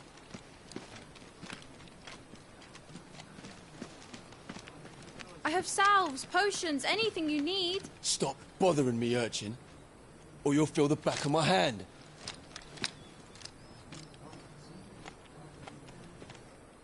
You must consider your health, my prince. If a show of force is needed to keep the Dalmex at bay, you may trust in your dragoons.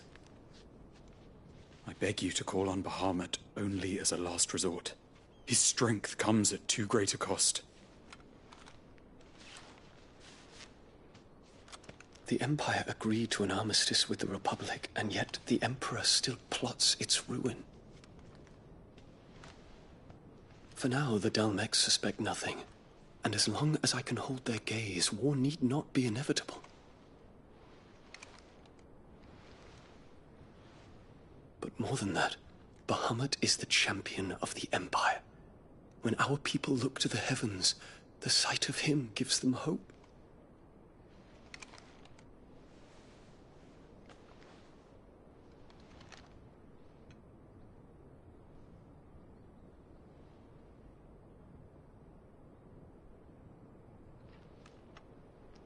Forgive me, Terence. Would that you were my master. But alas.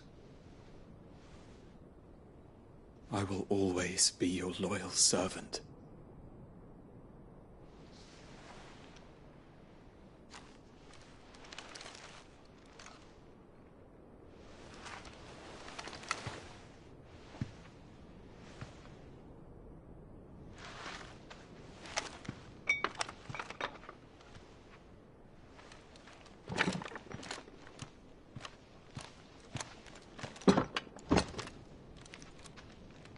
Should the Council's brazen maneuvering prompt the Republic to tear up their own treaty and launch a new assault, our soldiers would advance to meet them, cutting across the Central Isles, but not in time to prevent their forces from breaching the southern defenses and storming Twinside.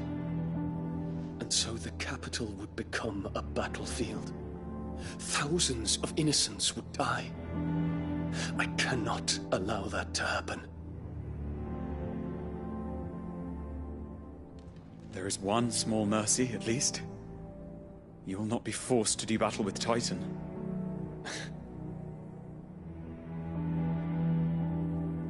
Would that I could avoid doing battle at all. 1,000 pardons, Your Highness. What is it?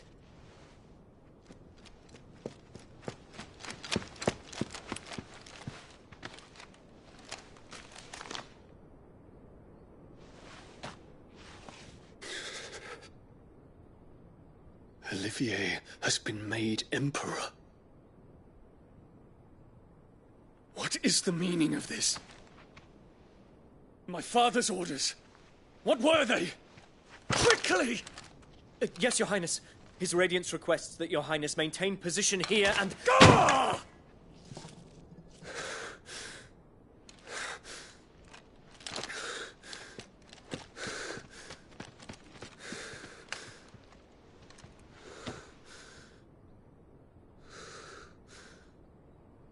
Terence. Yes, my prince. I must go to the palace. I'll ready your steed.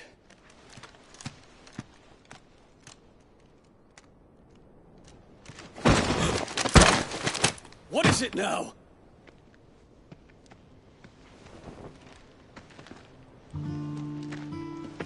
Forgive the intrusion, Your Highness. I know you. At ease. We stand in the presence of the Phoenix. You wouldn't want to get your fingers burned. I hope I'm not interrupting. Not at all.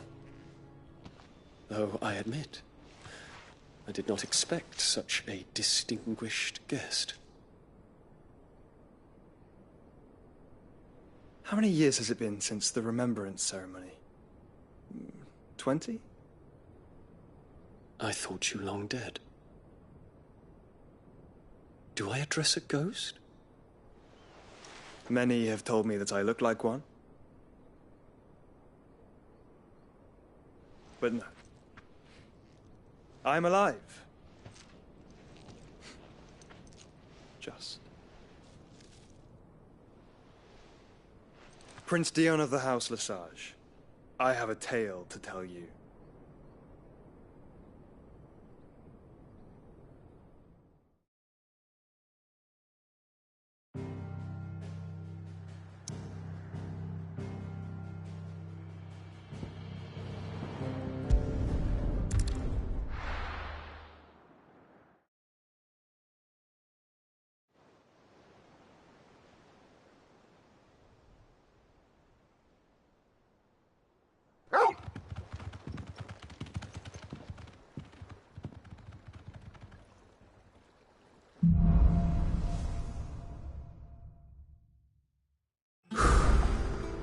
better give Otto the good news.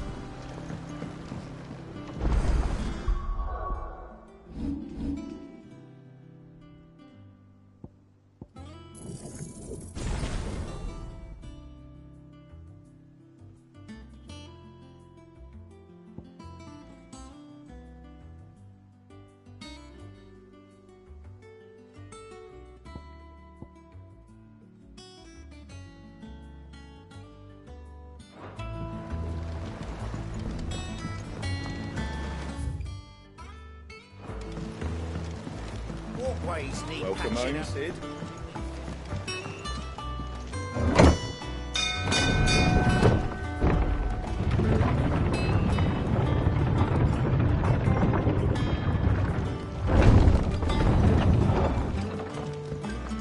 What became of Cook? Why haven't we heard anything?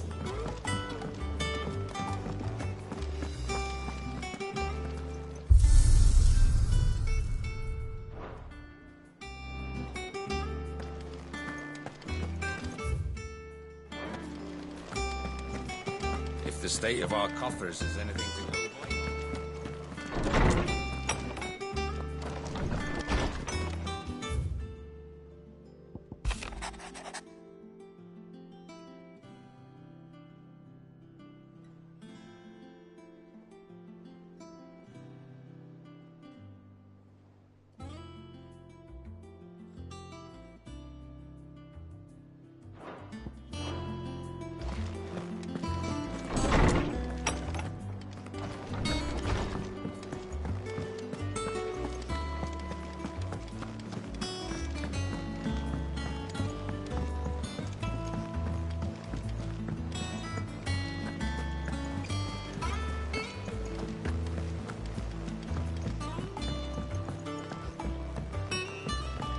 We're seeing troops amassing at every door.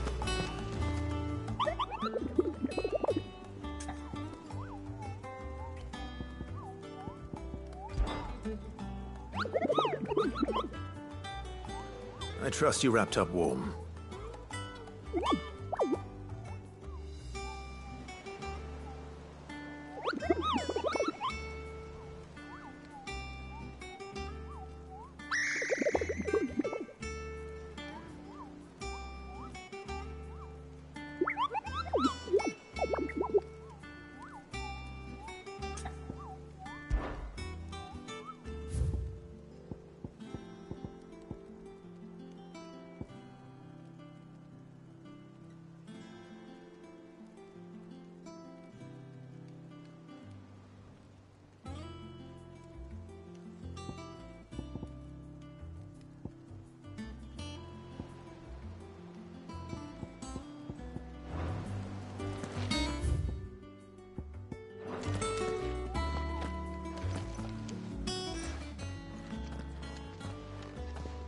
Clive, you're back. I am. And with glad tidings for once. Hugo. Well, I'll be. All of our comrades who lost their lives back at Sid's place be smiling down at you right now. We had a stolus from Lubor saying Drake's fang had fallen. I expect that was your doing as well, was it? It's a long story. One for the history books, I'll bet. Welcome home, Clive. It's good to be back. You look better. I feel it. Which means I'm coming on your next little adventure. You're not leaving me behind again. Wouldn't dream of it. Otto. Any word on the Royalist movements since I've been away? Shouldn't you be putting your feet up? If you really want to know, go and have a word with Vivian. Thank you. I will.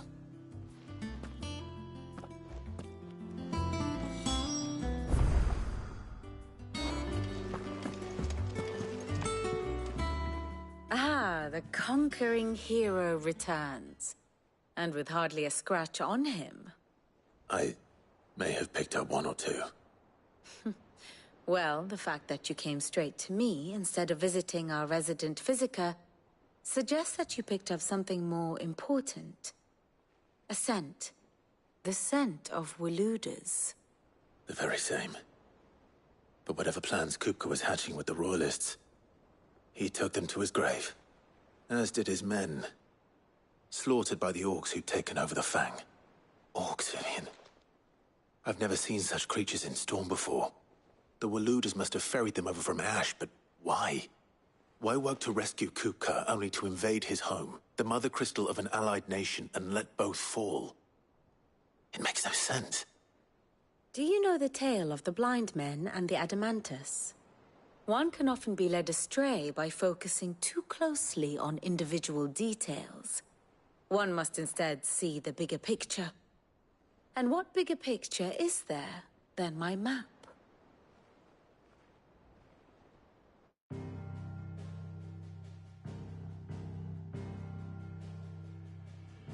The Kingdom of Waloed claims dominion over all of Ash.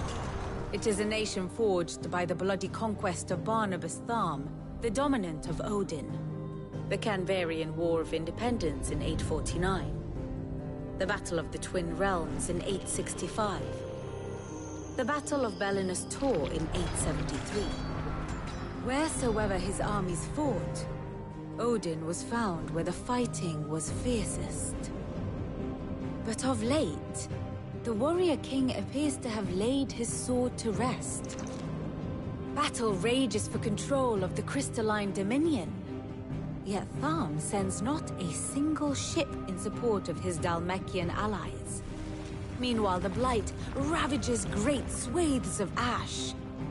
Yet warlike Waloed shows not the faintest interest in laying claim to untouched lands. So why go to the trouble of sending an army of orcs into the heart of Drake's Fang, only to make no attempt to claim the Mother Crystal for Waloed? It can hardly be for lack of men. Tharm's armies rival any in the Twins. No. We have not seen the last of the Waluda standard. Odin will ride again. It is but a question of when. And on that day, who will be trampled underfoot?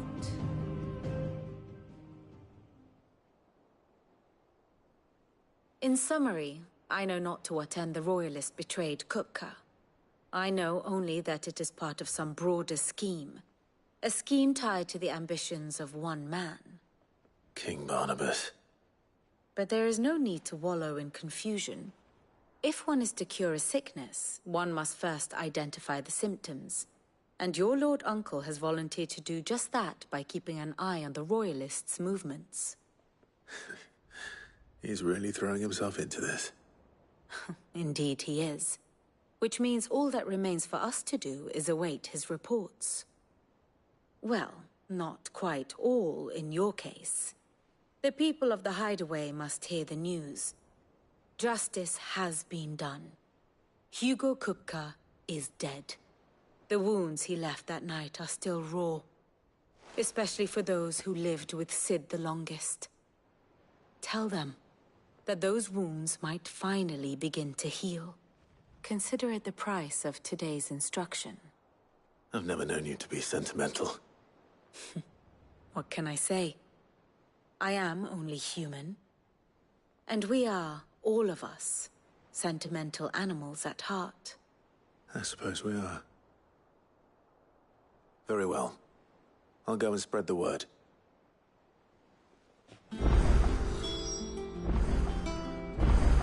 Ah, my favorite pupil.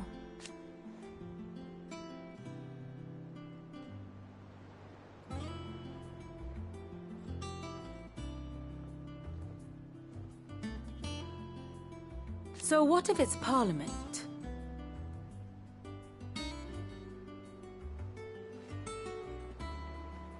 Which leaves but one man.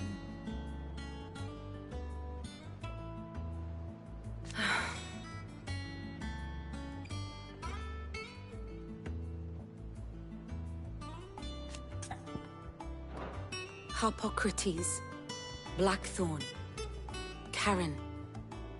For veterans such as these, Sid's hideaway was a sacred refuge. Kupka took something from them. And now you have avenged that loss. They should be the first to hear the happy news.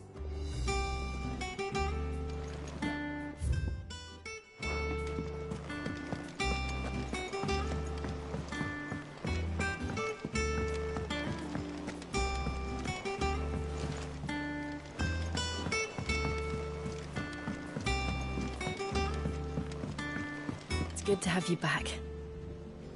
I was worried.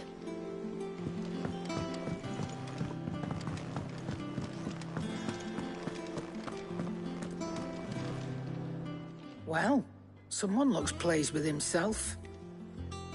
It's true what I'm hearing, then. Nothing escapes you, Lady Karen. It's true. Kupka is dead. No more looking over our shoulders, then. Good. I'm starting to get a crick in my neck. Don't let it go to your head, though. Well, don't just stand there gawping. It's a relief. Thank you, Clive.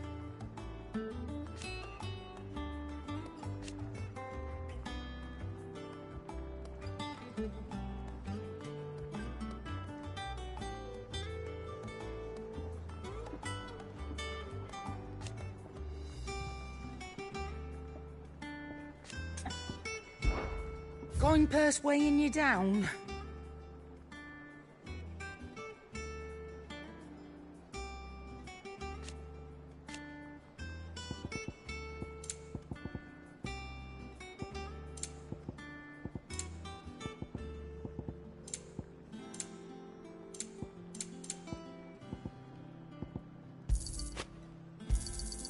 It'd better all be here. Is that all? Blackthorn, do you have a moment? What is it? I'm busy. I wanted to tell you that Hugo Kupka is dead.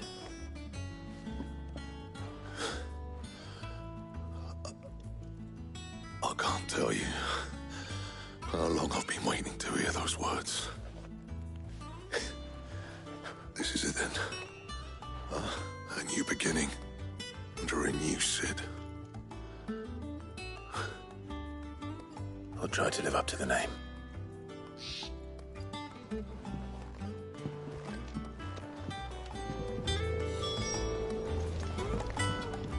What do you need? A bloody riddance.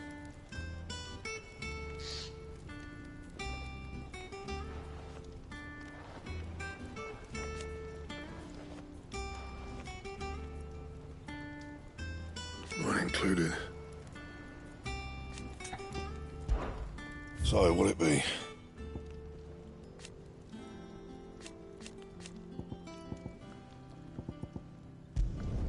It'd last you a good while.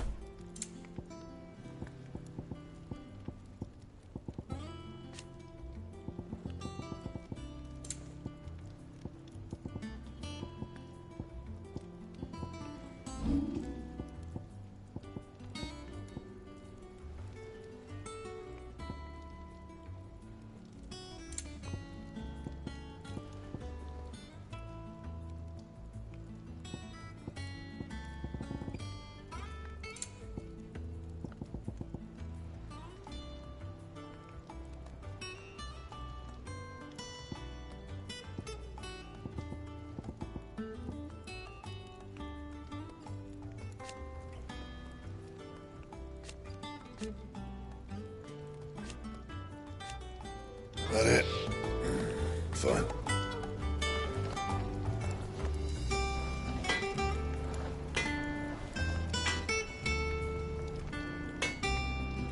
Back, are ya? So, will it be?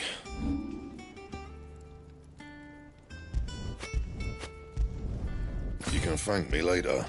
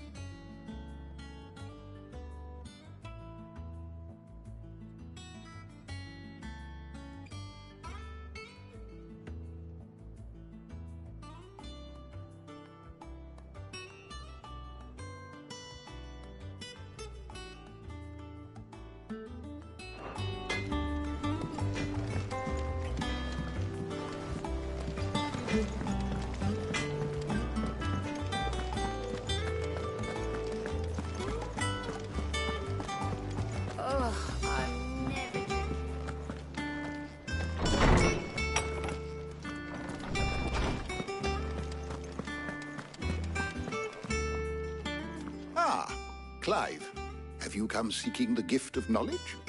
No. To share mine, actually. Hugo Kupka is dead. Oh my. Can it really be true? Look, he's crying. He is! Big baby! And with good reason, children. These are tears of joy. We must offer up a prayer to your parents that the heavens might weep with us. There shall be no lessons today, only thanksgiving and merrymaking. Go, put away your things. All right! Brilliant!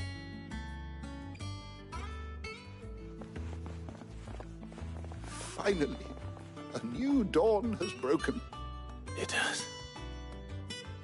Thank you, Clive. I cannot wait to share the good news. Hippocrates.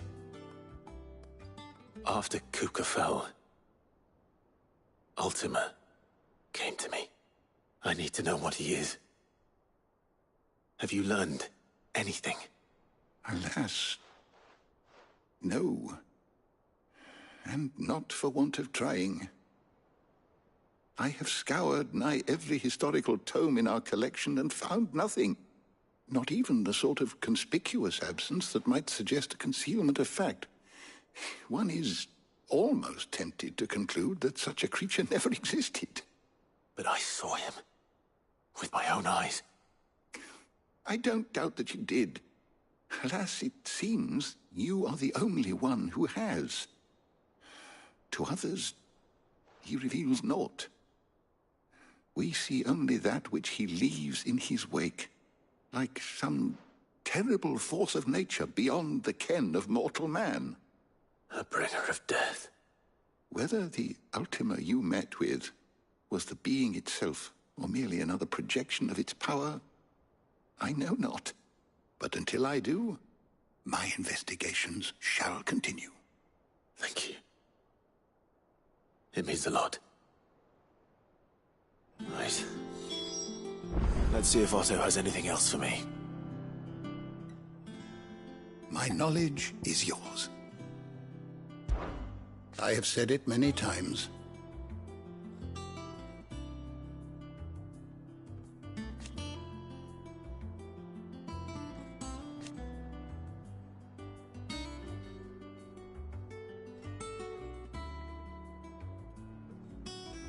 His story is ended.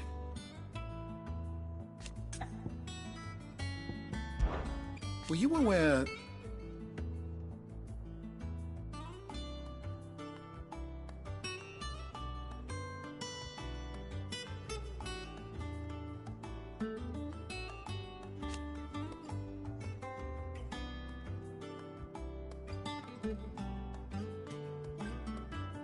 But what of the twins themselves?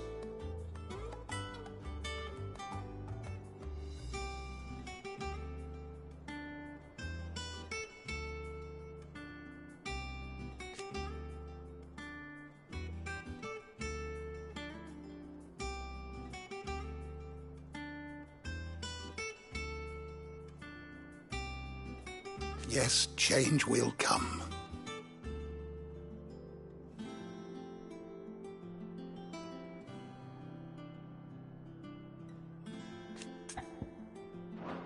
If that is all, my friend.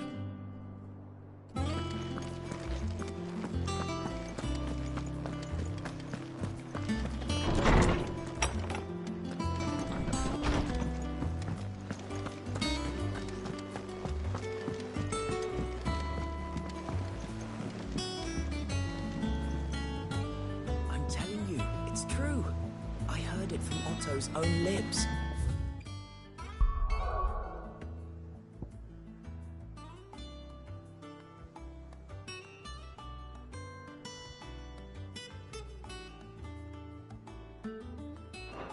Kutka is dead.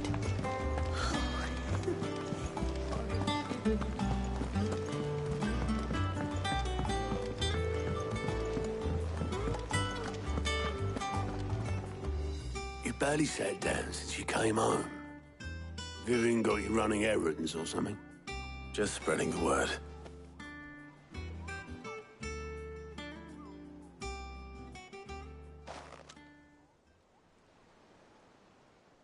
So, the Professor's got a soft side, has she? I'd never have guessed. No. She was right, though. Everyone was glad to hear the news. Ah, but you ain't told everyone. I can think of plenty of friends back at the old hideaway who'd sleep more peacefully for knowing. Not least of all Sid. You should tell him. You're right. I should. And I will. Well, when you do, be sure to take Mid with you. She's been going at it hammer and tongs down in that workshop of hers, trying to do her father proud. I can't remember the last time she visited the old sod's grave. Very well. I'll suggest it.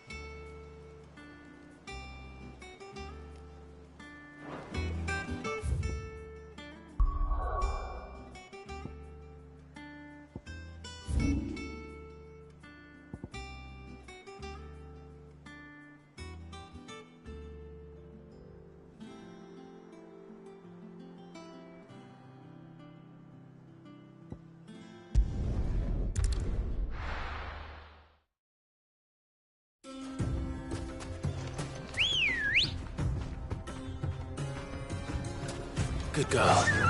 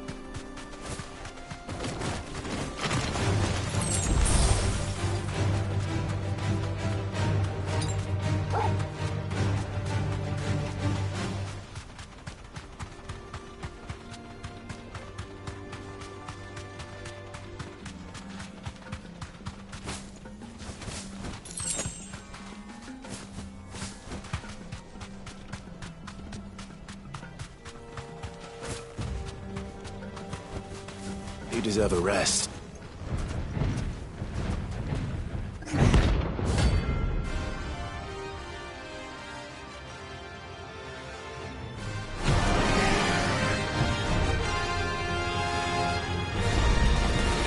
Well, Clive, looks like you're gonna need an even bigger sword.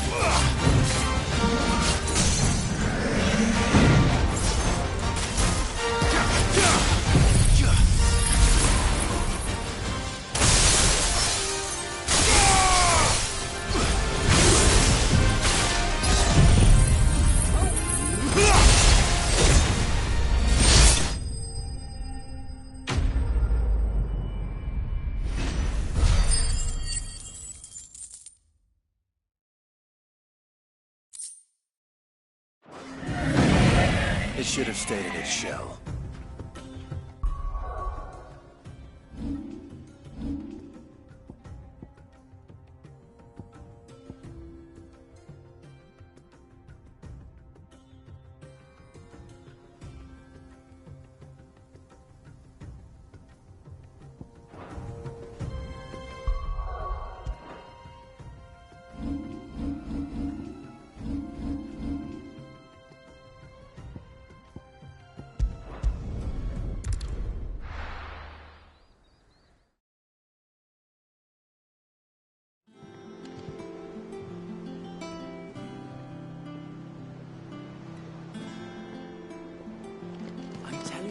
It's true. I heard it from Otto's own lips. Hugo Kupka is dead.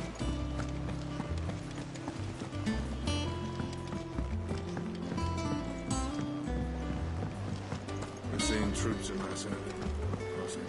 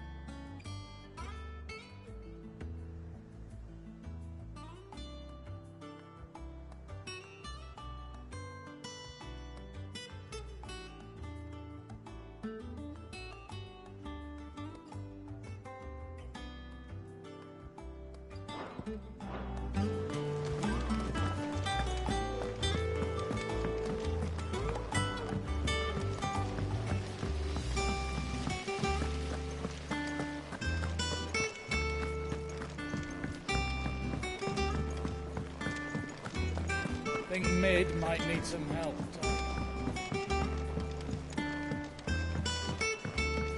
If I don't come up with something soon. All right, Clive? What do you want? I'm going to visit Sid, and I thought you might like to come with me. Sorry, I'm too busy for all that right now. I've got to get this thermal displacement stack sorted. Thermal... Displacement stack. Here. And this is for... Only the fastest, finest ship the world has ever seen. The Enterprise. Me and my dad designed it together. Where other vessels rely on the fickle winds to drive them through the water, ours is fitted with mithril engines. And those things have got more push than a behemoth in a bad mood, and more heat than all the hells put together. Which is where the stack comes in. I may have already talked some tight-lipped shipwrights into putting the hull together for me in a little dockyard in Canva. But the stack's a bit more involved, so I'm building it here. Thing is, it's so involved that I'm running behind and it's starting to hold things up over at the shipyard. I'll come and see my dad, though, when I'm done. Whenever that is. Is there anything I can do to help? Good old Clive. I were hoping you'd say that. First things first, I need some parts meching. The stack will be made up of 3 major components. There's the plating, here, that channels hot vapors away from the engine. The helm over the top, that disperses all that heat into the air. And the shielding around the sides. That stops the rest of the ship from going up in flames. A full suit of armor, then. Probably best to take it one piece at a time. Then you'll need to start with the plating. Everything else fits onto it. I've got the designs and the list of materials here. Show these to Blackthorn. He'll know what to do. I can't make head nor tail of them. Luckily, you don't need to.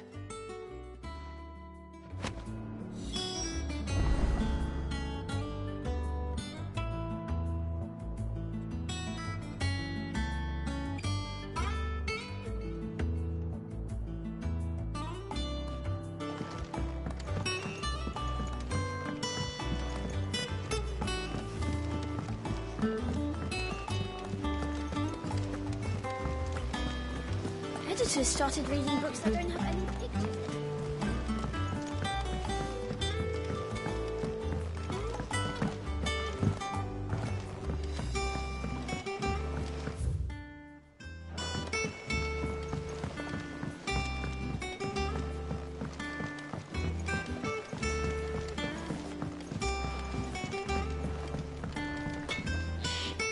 Blackthorn, can I ask a favor? Out with it. It's for Mid. This my last chance to say I'm otherwise engaged. Spare myself the arseache. Go on then. What is it this time? She said you would know. Here.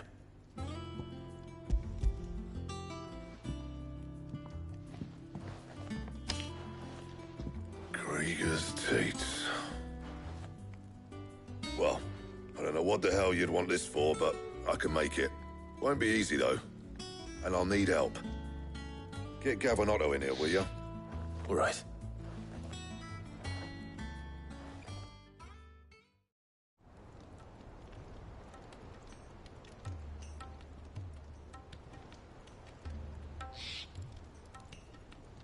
So Mid's roped us all in here again, has she? Typical. Still, if that's what it takes to get her to visit Sid's grave, I'll do what I can. And, what is it we need to do, exactly? Take a look at this. It's this plating. The usual sword-grade steel won't work. We need something that can get very hot, very fast, and still keep its shape. That means an alloy. Something that won't break or buckle at the temperatures she's talking about. Which is where you lot come in. I need materials, and I've got my work cut out already. You'll have to fetch them. Now, there's a special kind of sand I'm after that you can only find out in the Velcroy. Stardust, they call it. As for the rest of the stuff, my usual supply should have it in stock. It just needs buying and bringing back here. Well, we'll get it done quicker if we split up. One of us should probably give you an hand coat in the sand. And the other can go and get the rest from this supplier. Right then. Well, make your minds up who's going where, and we can get this over with.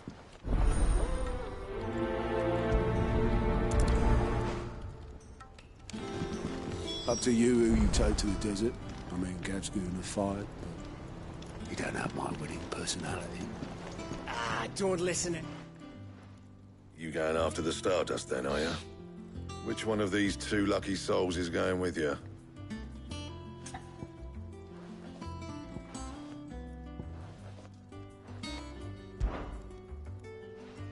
Otto, you're with me. All right, then. Where do we find this Stardust, and how will we know it when we see it? There's a river that runs through the southern reaches of the Velcroy. It's the black sand that washes up on its banks that you're after. And I'm guessing you'll be needing sack loads of the stuff. Might be worth hiring porters at the Dalimil Inn. I'll head down there. See about finding us a wagon. All right. I'll meet you by the river. Yous two take care, eh? I'll go and see this supplier. Just don't let the bastard fleece you, eh? Ah, he wouldn't do that. He's Blackthorn's mate. Isn't he? Best of luck.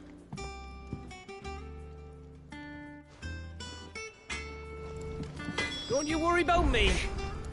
I can smell a swindle from half the twins away. I'll head down to Dalimil, see about hiring us a wagon. Wait for me by the river.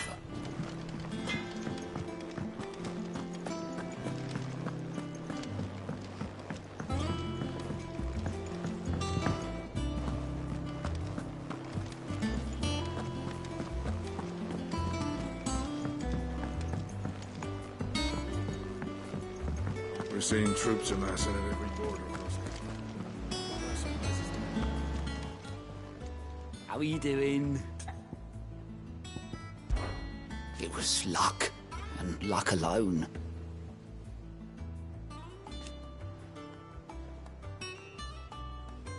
But now... thank you. Here you go.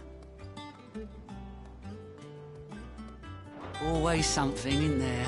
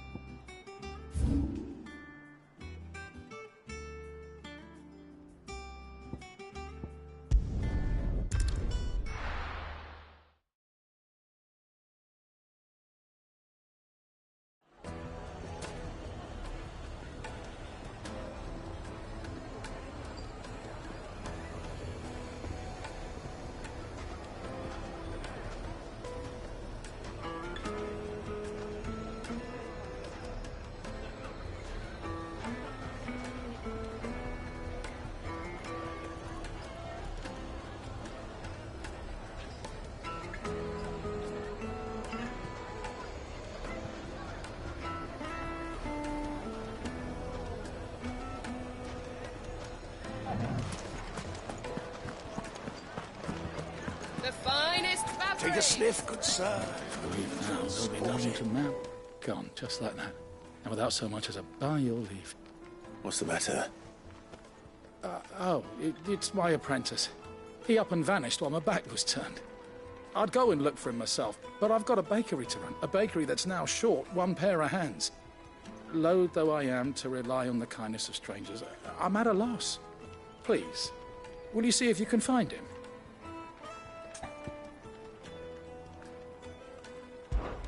I'll see what I can do. Do you know where he might have gone? I wouldn't be surprised if he was off somewhere mooning at Drake's Fang. He used to work there, you see. Poor fool left his heart in its hollow. All right. Then that's where I'll start.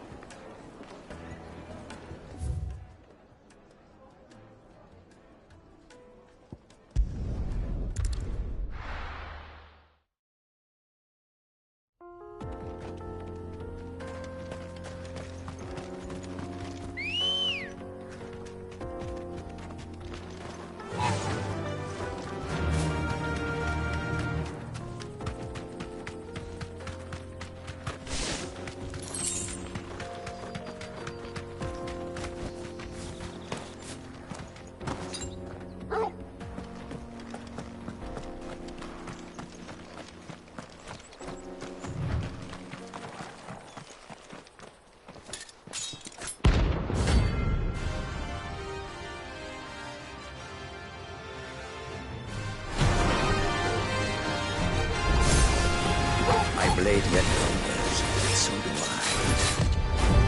Come, let us feast on your flesh.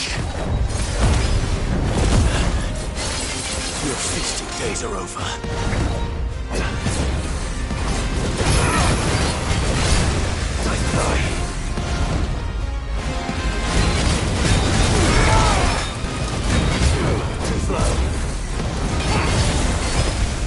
Too slow.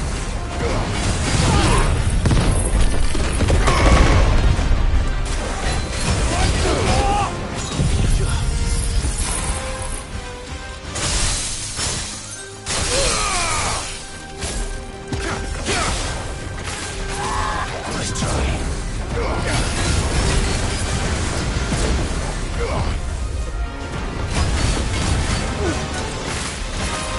Too slow.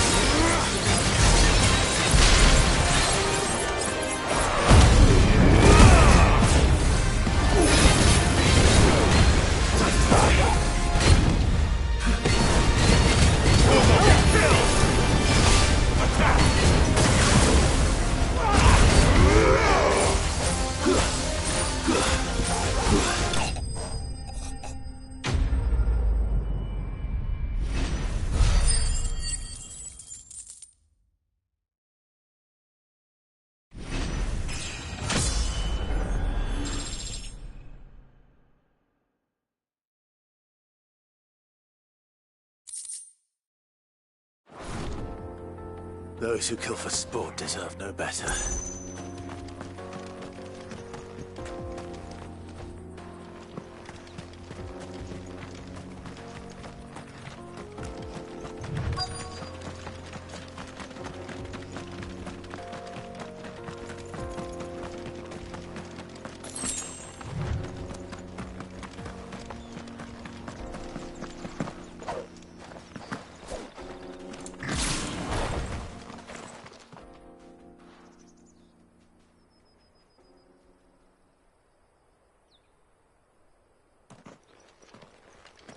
Excuse me.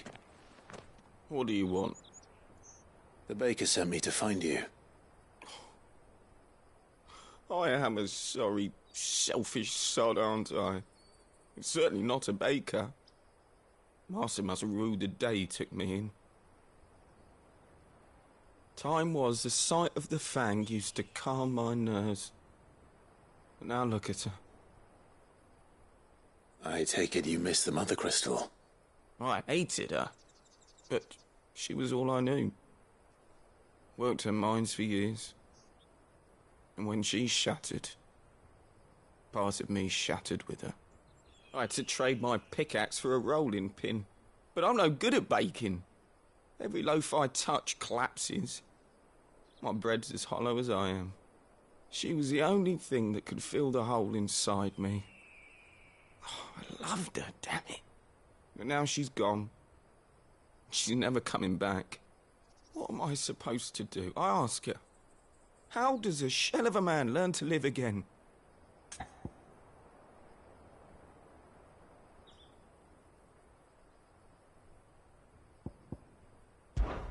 Focus on the job at hand. Think about what you can do right now. What use is proofing loaves when... Wait. Perhaps the solution has been in the bakery all along. You've opened my eyes. Thank you, friend, and fare thee well. Wait.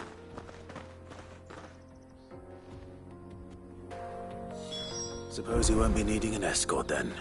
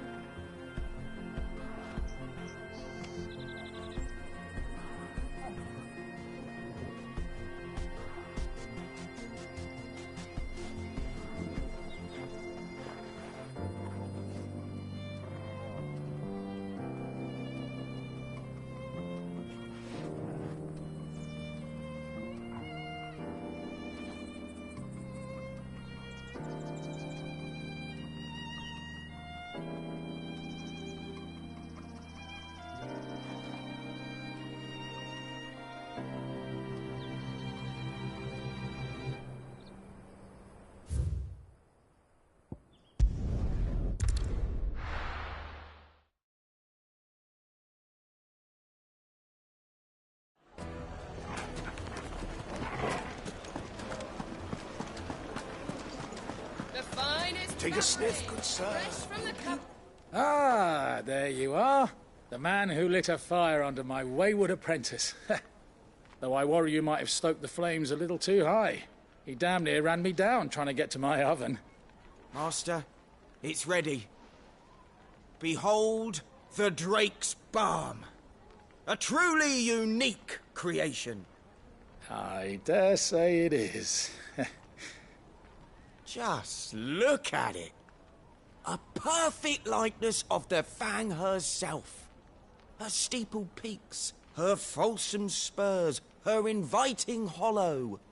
True, my loaves collapse more often than not, but what's the fang without her crater? Why, no fang at all. And look, inside. She's filled to bursting with a bounty of beautiful crystals. Salt crystals! Master, I have found my purpose. I must use my work here to preserve the memory of the fang. Well, if it tastes half as unique as it looks, I'd certainly say you're on to something. Not only is my apprentice back, but he's finally pulling his weight. With any luck, I might even have a new delicacy on my hands. I don't know how you did it, but you have my thanks.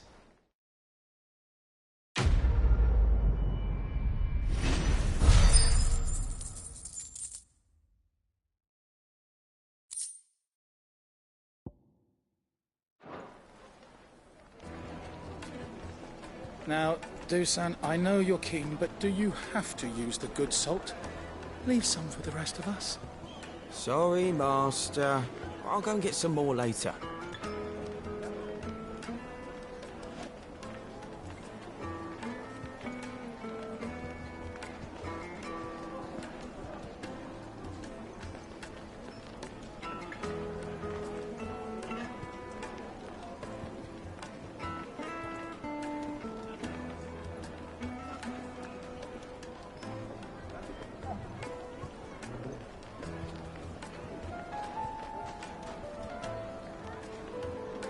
Now, Dusan, I know you're keen, but do you have to use the good salt?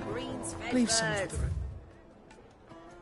One bite and you'll be begging Sorry, for more. It would make us My carpets have pride of place in...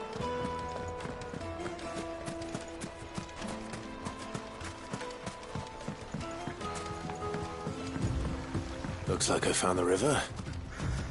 Now where's Otto?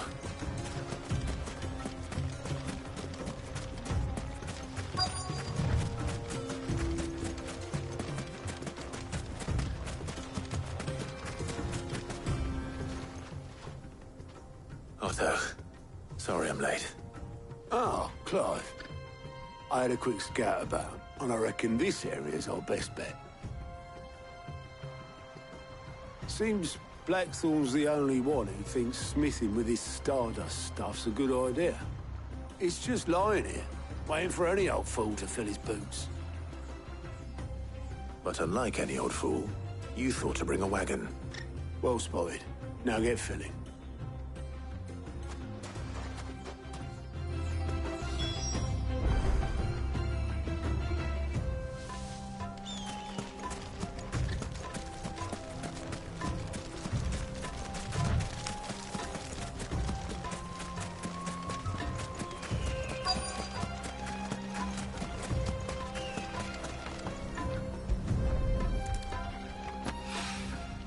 So this is Stardust.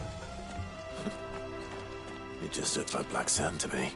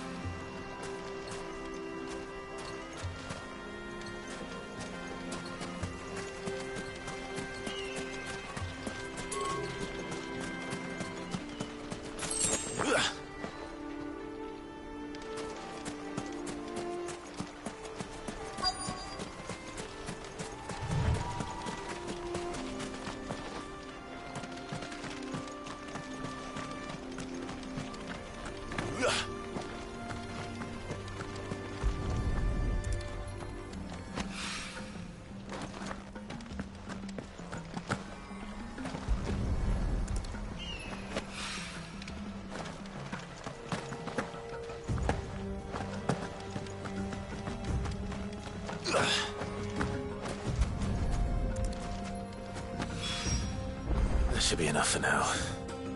Let's see how Otto's getting on.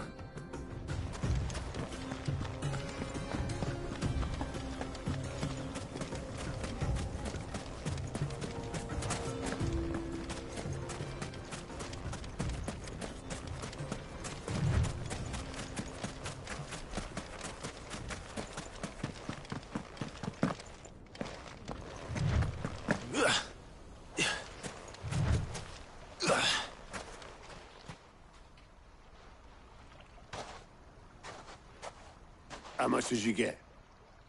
Enough. I hope.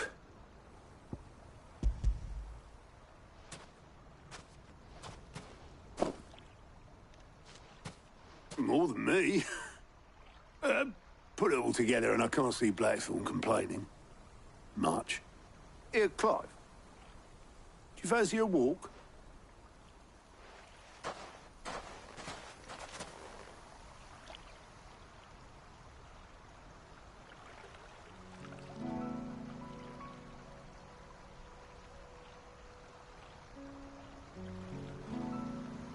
Sid will be proud. Of what? Of you, you idiot. The way you've carried on what he started. When we first met, I had you down as a spoilt little puppy who enjoyed nothing more than biting the hand that fed you. But 5 years on, you're the one doing the feeding. So thanks for proving me wrong. You weren't wrong. But I changed. Thanks to Sid. And thanks to you.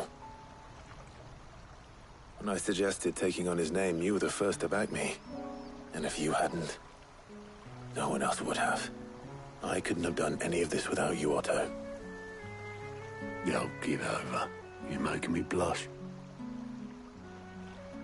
All I did was choose hope over despair. I gave you a chance, yes, but you're the one who took it.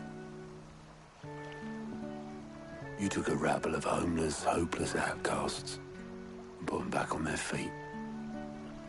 Gave them something worth fighting for, just like the old Sid did.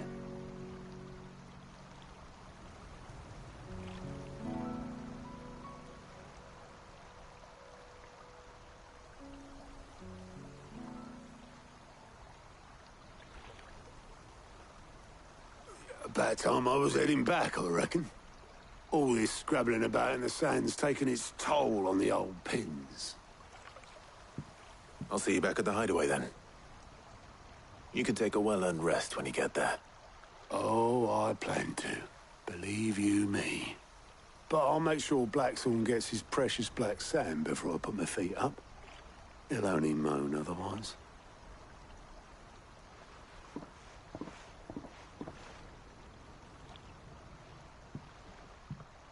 Right. Ready to go home, boy?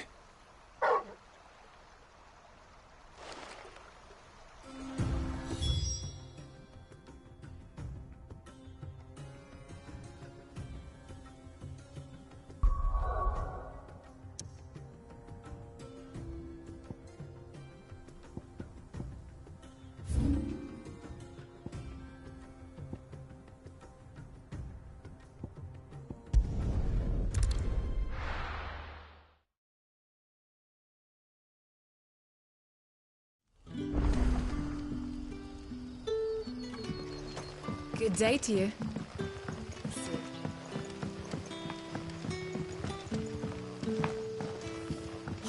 The crystals we get on this. We had to dig a new cellar. Ah, Clive. Your timing is exquisite, as always. I have a concern which you may be able to assist me with. Go on. There are whisperings afoot of shadowy figures having been sighted outside the village. Rustlings in the undergrowth, suspicious noises. My people fear that they are being watched. It may be no more than a surfeit of nerves, understandable in the current climate, or it may be the prelude to something altogether more dangerous. Given what I hope you'll forgive me calling your nose for trouble, I wondered if you might investigate. Of course. Excellent. You might begin by speaking with the good citizens of Lostwing. Listen to their tales, and make what you will of them. All right. I will.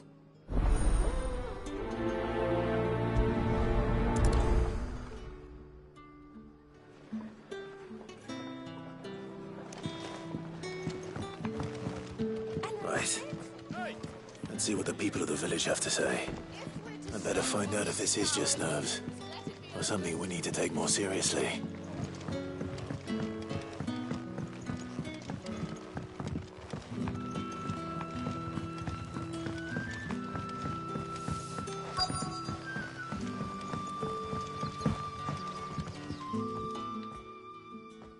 right, Sid. Something on your mind? There is, actually. Can I ask you something? Quentin tells me people have mentioned shadowy figures out in the woods. Have you noticed anything unusual? Oh, that. No, sorry, can't help you. I heard the rumours, mind, from the lads working over at the vineyard, but none of them has seen anything either. All right. Thanks anyway.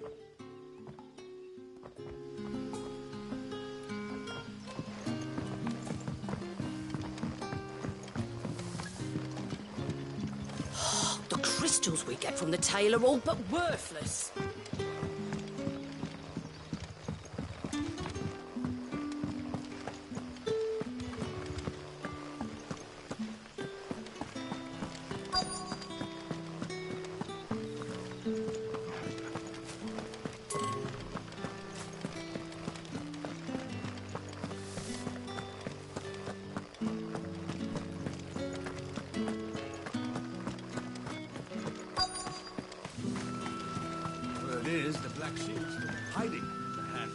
Excuse me.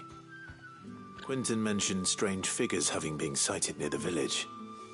Have you seen anything? Nah, not me, Gov. I heard the rumours, though. I'm here most days, right next to the gate, and I ain't seen nothing out of the ordinary. Don't worry. Any shady characters try and slip into town this way, and I'll soon come running. And shouting, most likely. All right. Thank you.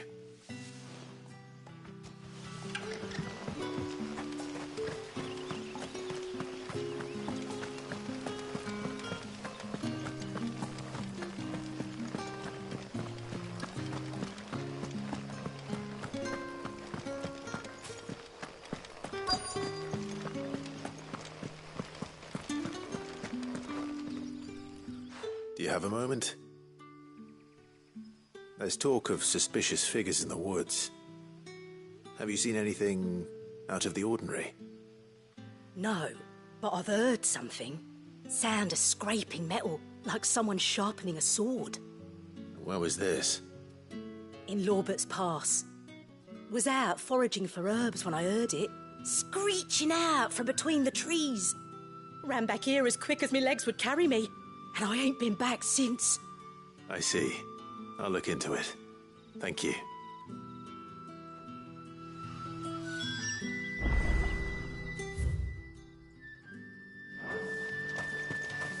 Seems Lorbert's Pass is our best bet, then. What do you say, Torgal? Shall we go and investigate?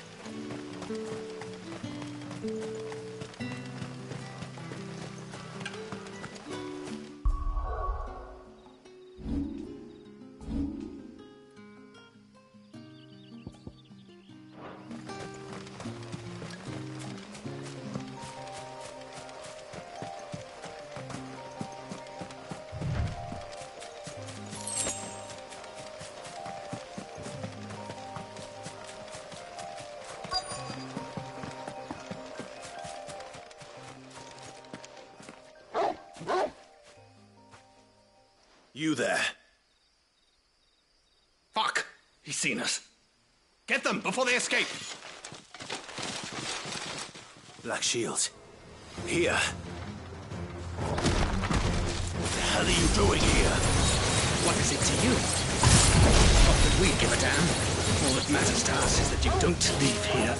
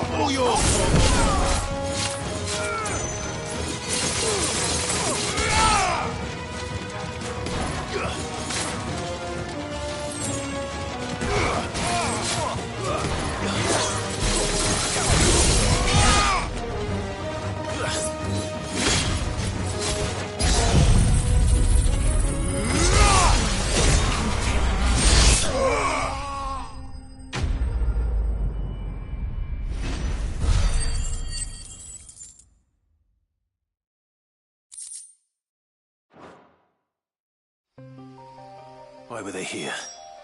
Were they planning an attack on Lostwing? I need to walk. Winton.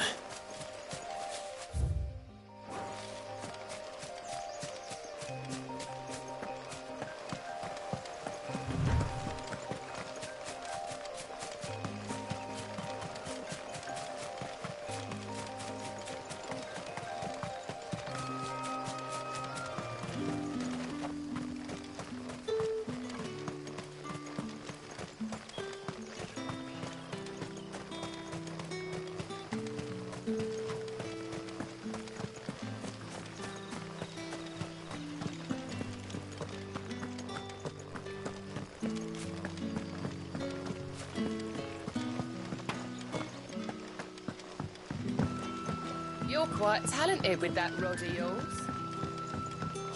The crystals we get from the tail are all but worth. We haven't much, but you're free to look. Ah, yes. I trust it's all here. Ah, yes. Clive, how goes the hunt for our sinister figures? I found some black shields hiding near Lorbert's Pass. They're gone now. Black shields. The Empress's former bloodhounds. Though they serve another master now. One who means to root out and destroy both me and those I care for. And it would appear the pack has finally caught the scent of its prey. Damn it all. I had hoped I would have more time than this. More time to prepare. But if we are cornered, we have no choice but to bite back. And bite back we shall. I'm sorry. You're going to need to explain. Who did the Black Shield serve now? And why would that person want you dead? Because I want him dead. Who? The former Lord Chief Justice of Sanbreque. All that I have built here is for him. I don't understand. Why him? Why Lostwing? I suppose it is better that you know the truth. I was a member of the judiciary once. So sickened was I by the injustice of this world, I swore to fight it. And fight it I did, in my own small way. I saw more than a few corrupt officials condemned to the very cells into which they had thrown blameless innocents. Men to whom the law was but a scourge to turn against the powerless. And throughout, it was the Lord Chief Justice who backed me, who was my one true ally in the quest to see justice done. So what changed? I discovered that he hunted bearers for sport. I was a fool to think he shared my hatred of venality and vice. His support for me was no more than a facade, a means of ridding himself of his rivals, a mask to hide the rot beneath. I filed suit against him immediately. His response, however, was rather more visceral. He had my entire family slaughtered, and he faced no punishment whatsoever. I lost everything.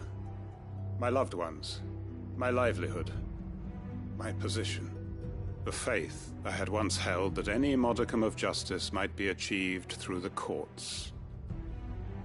So I set about enacting my own.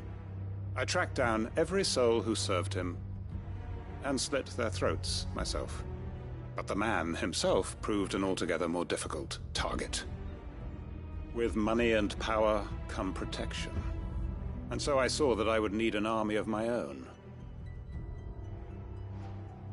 I came here to Lostwing and began recruiting like-minded individuals. And everyone here knows this is why you do what you do. Of course. They too have lost loved ones to the bearer hunts. Seen faultless friends sent to the gallows to spare the guilty. All under the watchful eye of the Lord Chief Justice. Our wounds are the same. And our cause is the same. We are comrades. And our revenge is already in motion. We know where he hides, how numerous and well-trained his guard. What we did not know until now, however, was that his plans may already be in motion too. Quentin. Our time is short.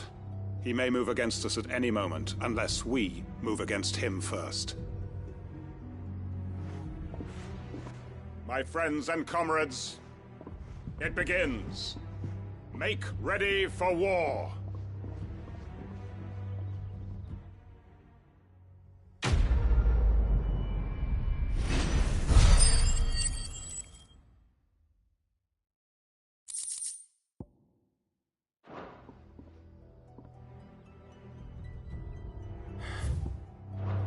I'm not going to change his mind.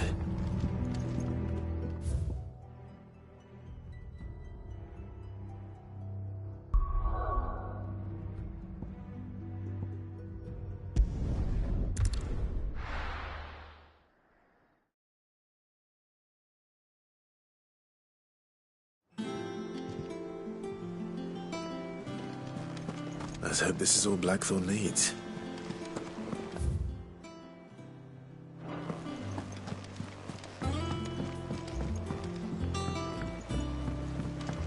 We're seeing troops amassing at every border. No surprises there. Oh, I wasn't expecting you back, so... All yours.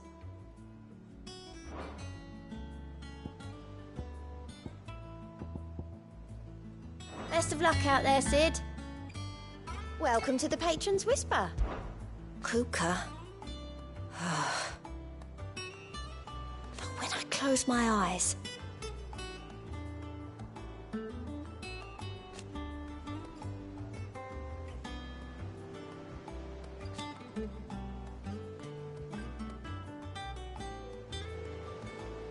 Only I don't know how. I wish you were here. May the goddess go with you.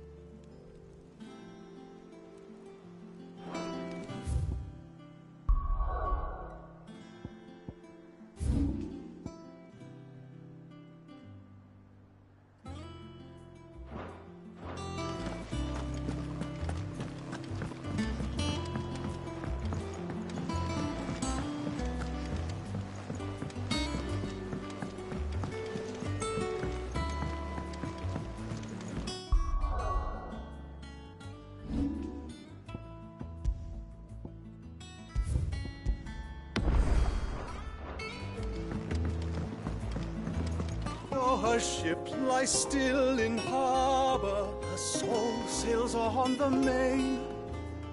The breath of age is at her back, adventure in her veins.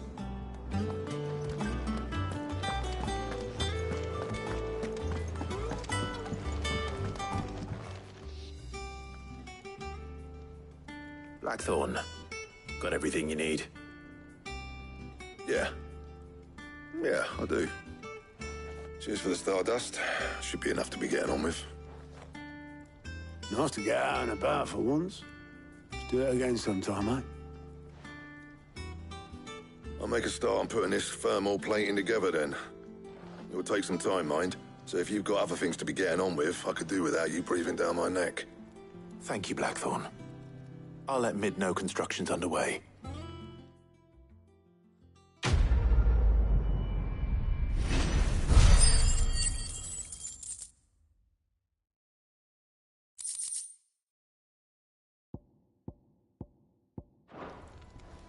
Suppose we'd better be getting back to work too.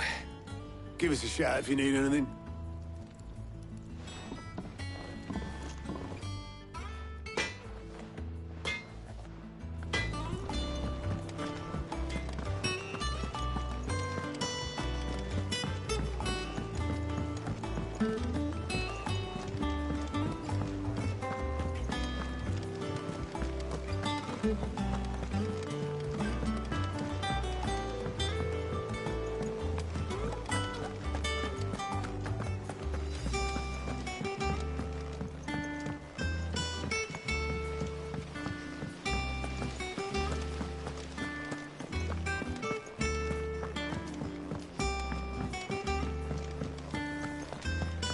I think Mid might need some help. If I don't come up with something soon. You'll be pleased to hear that Blackthorn's started work on the plating. Excellent. 1 down, 2 to go. So, what's next? The helm, of course. For this, we'll be repurposing fallen scrap. Salvage from the ruins? I thought that material was all but impossible to work. Ah, but we don't have to. I'm sorry. Just so happens there's one particular ruin that's broken into exactly the right shape and size pieces for what we need. What's the name back there? I'll give you all the details. What's her name? Right.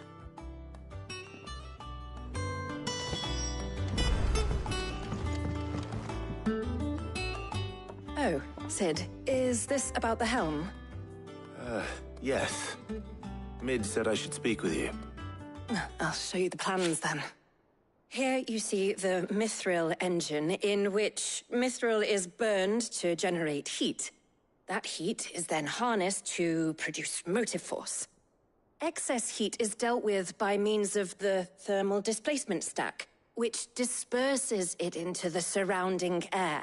Now, were we to rely on thermal plating alone to achieve this effect, the rate of excess heat buildup would far exceed the displacement coefficient of the plating. In other words, the reactor would overheat and eventually explode. This is where the helm comes in. It connects to the plating, you see, and serves as a sort of thermal sink to absorb all that excess energy. Our experiments have shown that fallen ceramics are remarkably thermophilic. They can withstand and absorb levels of heat far above anything we are able to make today. And not only that, they're also waterproof and immune to rust, making them the perfect material for our protective hood. Why, if sea or rainwater were to enter the reactor proper, it would vaporize instantly. The forces produced would tear the ship from stern to... You can stop there. I understand. Mid said we might be able to use parts of a fallen ruin. Where would I find it? Ah, yes. It's in Lorbert's Pass, near Lostwing. The thing is, well, I probably should have arranged to have the pieces we need brought here sooner. You see, a certain unwanted visitor has taken up residence there. It's no longer a matter of just walking in and taking them. It's, going to be considerably more dangerous than that. I see. Then I suppose I'd better deal with this unwanted visitor for you. Would that help? Oh, very much. Thank you, Sid. I'll gather my team and head there right away. We'll meet you outside the ruins.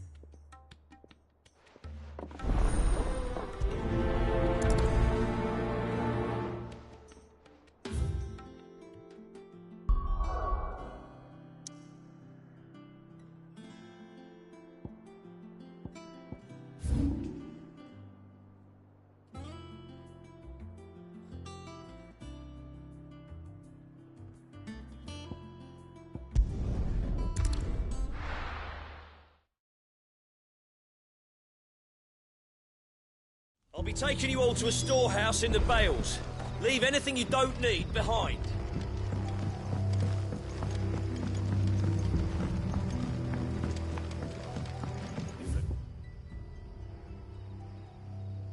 What you have to do.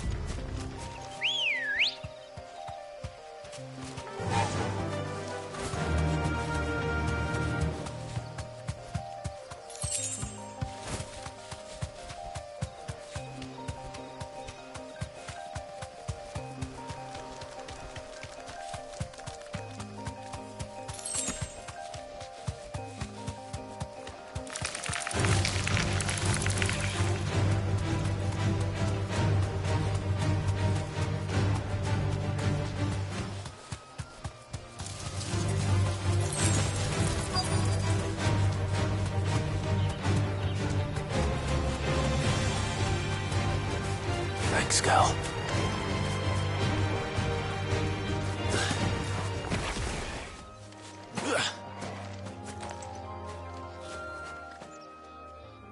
Oh, there you are, Sid. Thanks so much for coming. The, ruins are just over there, as is the creature I told you about, I'd imagine. Would you mind? Of course. I'll be right back.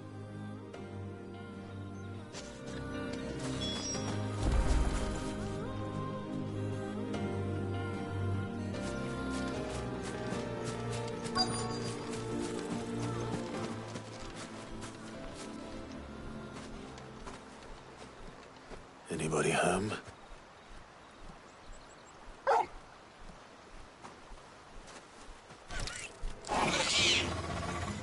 This must be our unwanted visitor. Time to go.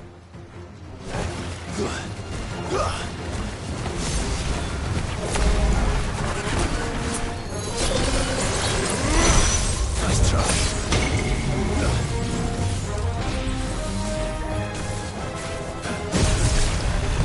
Slow. Nice try.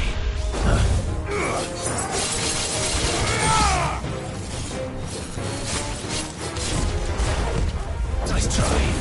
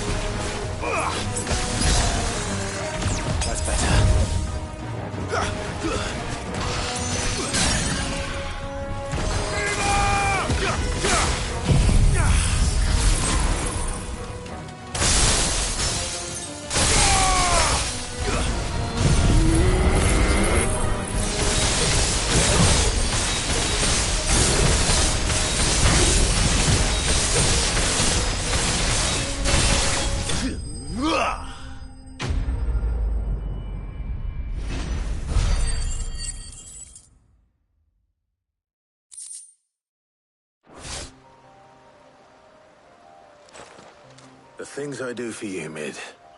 Sid! Oh, thank goodness you're safe. You shouldn't have any trouble now. Indeed. Well, don't let us keep you.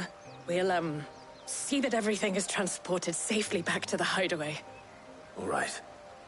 I'll let Mid know you're on your way.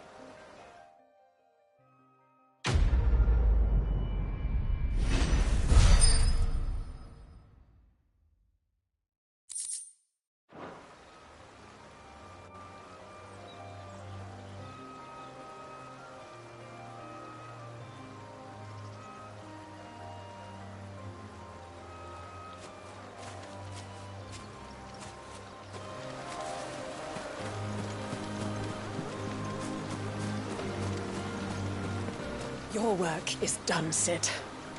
We'll take care of the rest. Let Mid know she'll have her helm very soon, would you?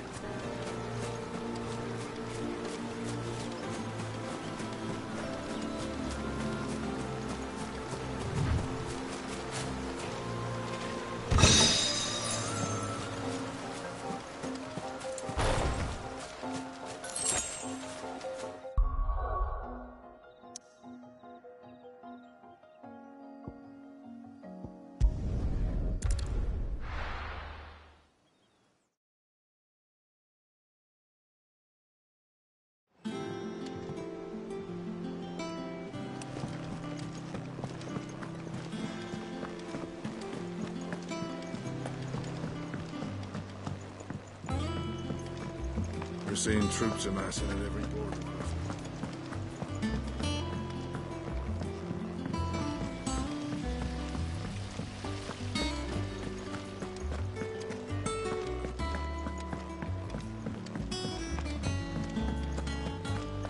I think Mid might need some help. If I don't come up with something soon. Mid. Helena has recovered the material for the helm. She'll be along shortly. Excellent. Another job well done. And just one remaining. Right. Right, the shielding. This one's a bit of a bugger. How so?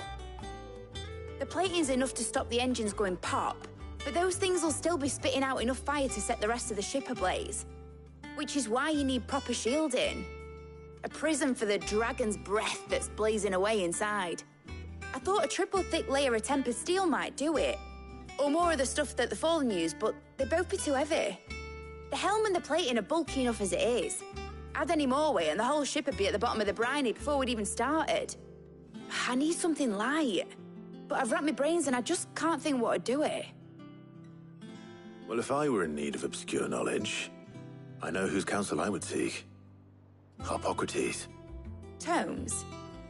Yeah, well, I'd thought of that, obviously. I've got all the details written down here. Can you take this to him, see what he makes of it? Right away.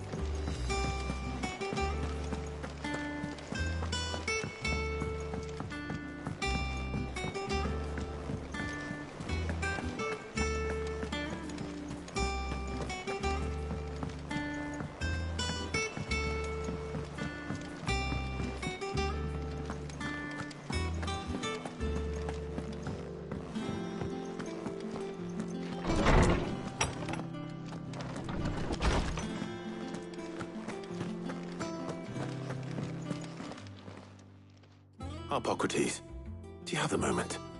For you, Clive? Always. Well, actually, it's for Mid this time. Could you take a look at this?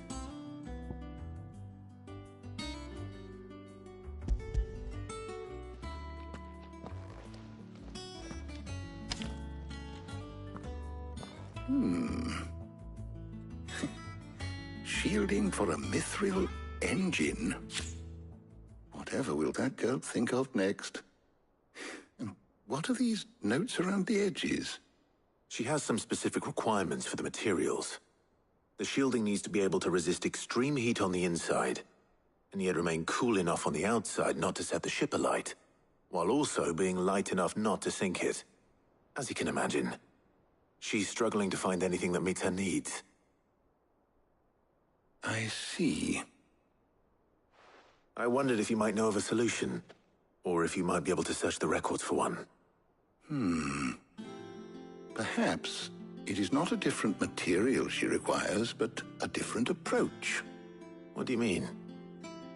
Consider the lake we have made our home.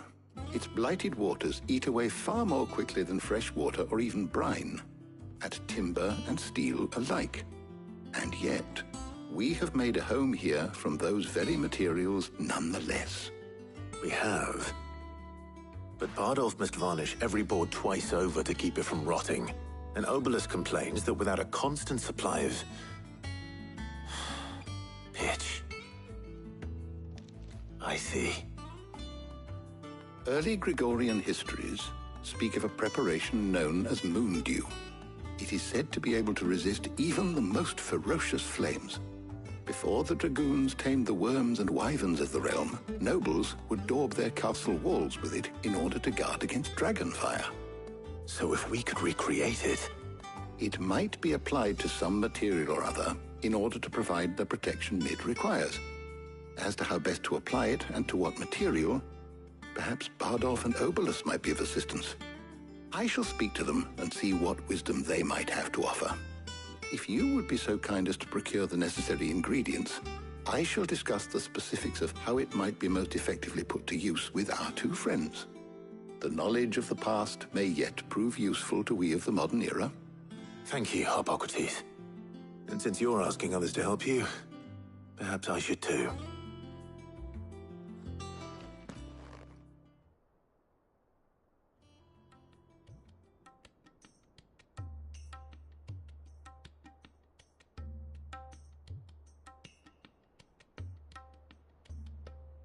So you need a hand, do you?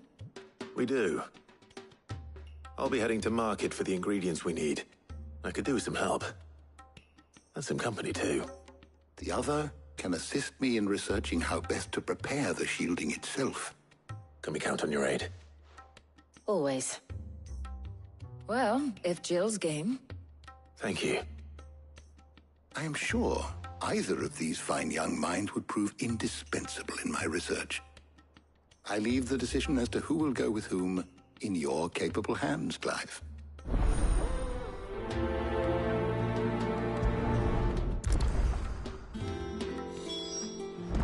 Shielding that guards against even the most ferocious flames. We could have done with some of that on Drustinus. I doubt I would have survived that place with or without it. A trip to Northreach, though, I think either of us could handle. Shielding that guards against even the most ferocious flames. We could have done with some of that on Drustinus. I doubt I would have survived that place with or without it. A trip to Northreach, though, I think either of us could handle. So, Clive, have you made your decision? Who will accompany you on your little excursion?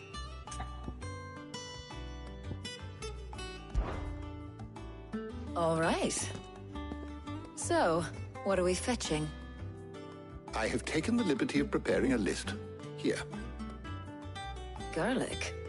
Conch shells. Are you sure this is the right list? Looks like the ingredients for someone's supper. Though these items may seem mundane, they have potent effects that are rarely exploited, effects for which they were once highly prized. So much so, in fact, that they were harvested almost to extinction, hence moon dews having fallen from favor. Now, of course, they can be obtained with ease. You should be able to find everything you need at the market in Northreach. Well, isn't that convenient? I was hoping to be able to make a trip over that way sometime soon. Need to speak to an old acquaintance. I'll meet you there. All right. Stay safe. See you later, Clive. Good luck with your research.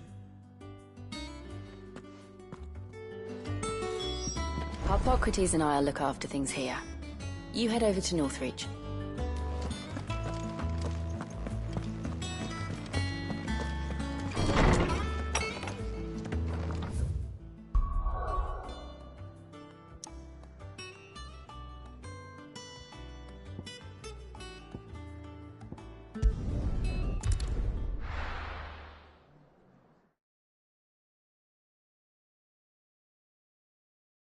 Now, where's Taya? Do you see anything you like?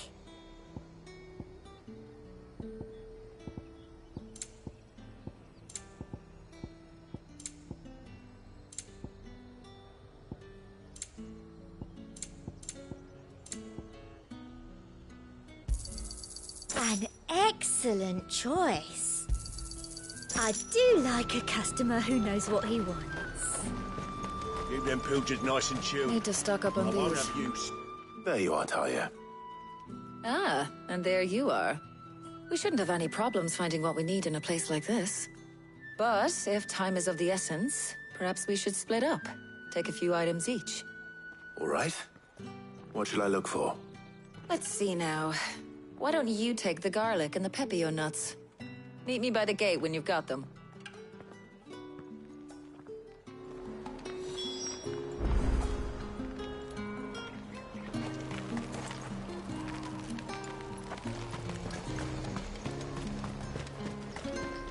What do you want? If that's what you want. How the hell is anyone supposed to afford that? What can I interest you in today? Ah, yes. That should do it. Hopefully Taya's finished too. Fresh cuts! Come and get them. Up! You'll not find a bruised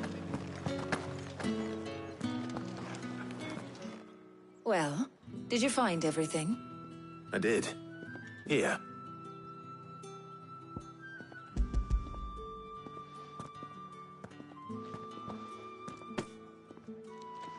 Garlic and pepio nuts. Job done. We should get this back to Tomes then. He'll be waiting.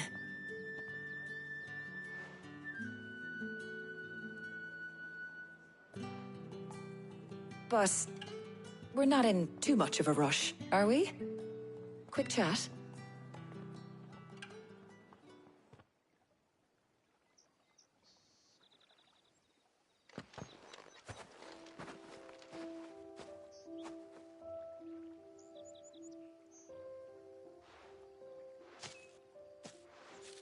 Do you know, I think this is the very first time we've been out on an errand together. I think you might be right. In all the years since you and that scowl of yours first appeared, you haven't invited me out once. For shame. Well, it seemed long overdue. And you did say you had some shopping to do. I was hoping to restock my supplies of herbs and liniment, yes. You and Jill alone burned through them like wildfire. No luck, though. My usual supplier's not here, and I refuse to pay the prices these gougers charge. I'll ask Karen when we get back. What is it? Oh, just memories. I came here with Sid once, shopping for supplies, just like today. And just like today, I came away empty-handed. Sid even said he'd speak to Karen for me when we got back. Has it really been 5 years? I remember it as if it was yesterday. Hold on. Does that mean it's been 5 years since we met? Feels a lot longer. It does. In a good way, of course. Thank you, Taya. For what? For everything. I just want you to know that all you've done for us, all you still do, it's appreciated. Do you think I'd stick around if I thought it wasn't? But in the spirit of sharing and caring, you're appreciated too, by all of us.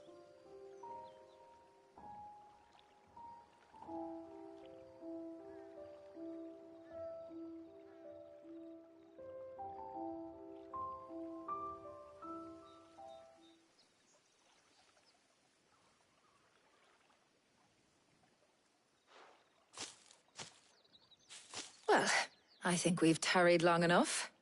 I ought to get these ingredients back to Tomes so he can make up this concoction of his. I'll meet you back at the hideaway, all right? All right. And thanks again. I heard you the first time.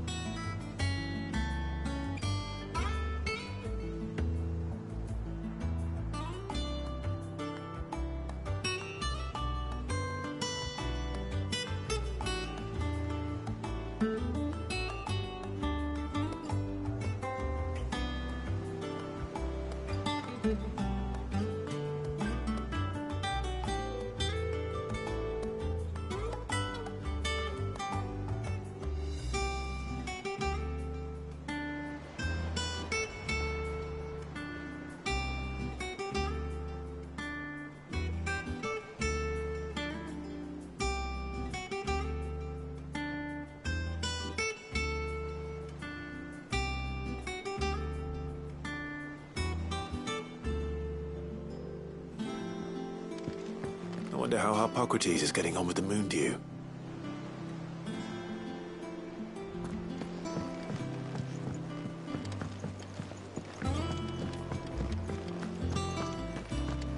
Oh, I'm never drinking.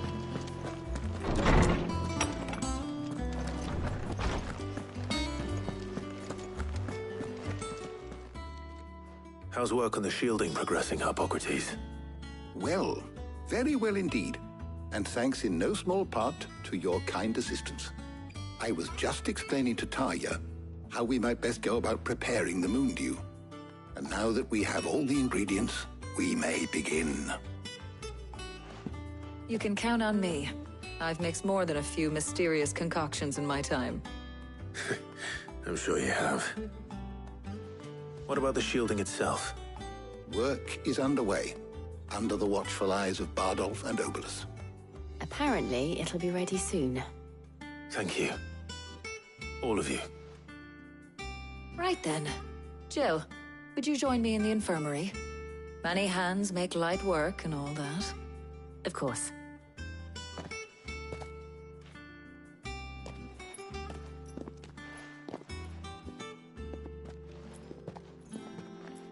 Oh, and Clive. It was good to talk. We should do it again sometime. It appears our work here is almost at an end. A shame. I was enjoying playing the man of action for once. When both the shielding and the moon dew are ready, it will merely be a matter of applying the one to the other. Followed by a rigorous process of testing and retesting, of course. Perhaps someone ought to warn young Mid of that. Leave it to me. Thank you, Harpocrates.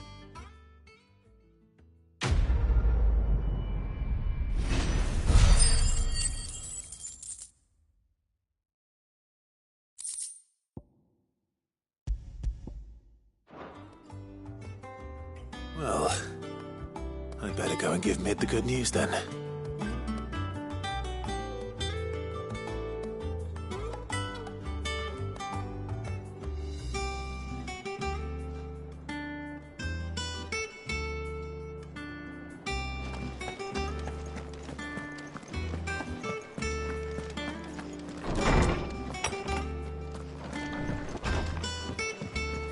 The nobleman who visited. Thank you, Claude.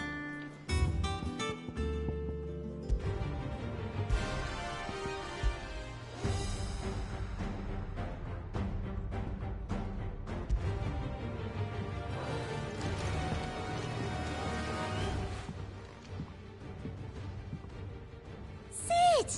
Look what the Cursebreakers brought back from Dalmekia. Said they were all the rage in Dalamil. Looks sort of funny if you ask me. I'll be damned. Have you had one before? Something smells good. What are we having? Bombs! And they are good. You should try one.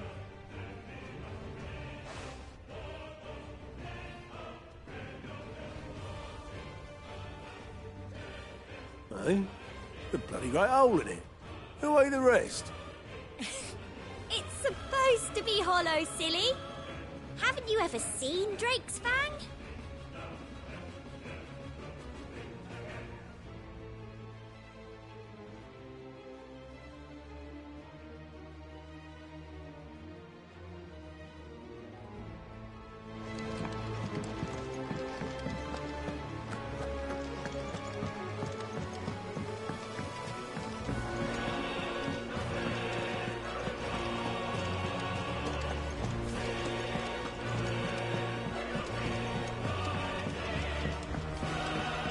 Seeing troops in that side of the world.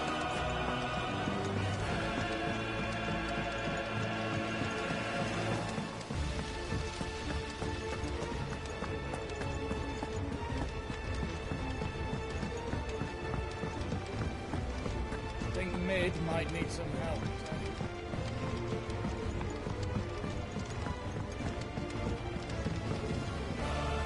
Sorry to keep you waiting, Mid. But you'll be pleased to know that work on the shielding is underway. You found something for it? In a manner of speaking. Hippocrates knew of a substance that's highly resistant to heat. A coating that should provide the protection you need. He's supervising the construction and testing of the shielding as we speak. Brilliant! I knew you wouldn't let me down. Don't thank me. I'm just the errand boy. Right then, better start working out how to bolt all these bits together. To the Black Hammer!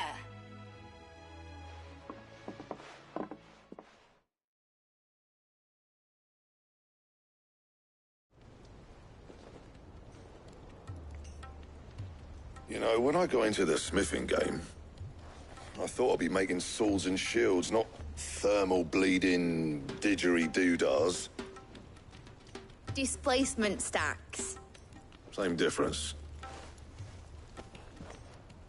Whatever you call it, I ain't putting it together in here. It's cramped enough as it is. Let's take this outside. Mid, you get all the parts lined up on the deck. I'll take care of the rest. On my way! Oh, and bring me the biggest hammer you can find. This is gonna require some precision walloping.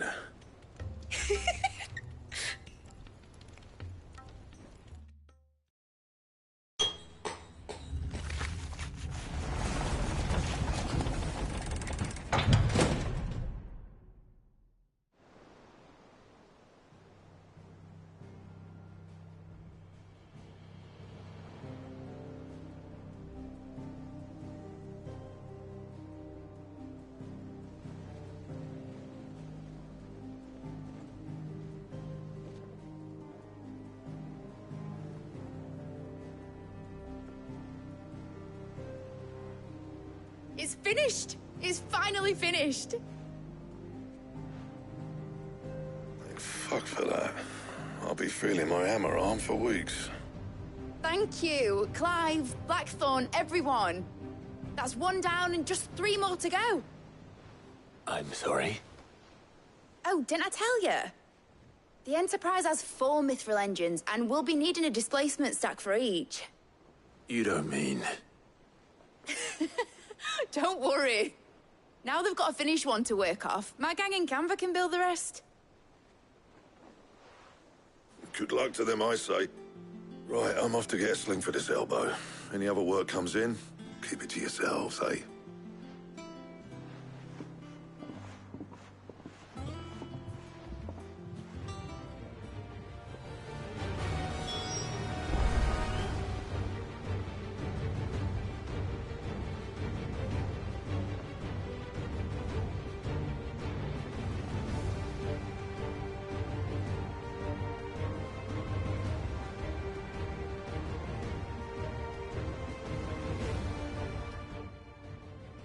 What's the matter?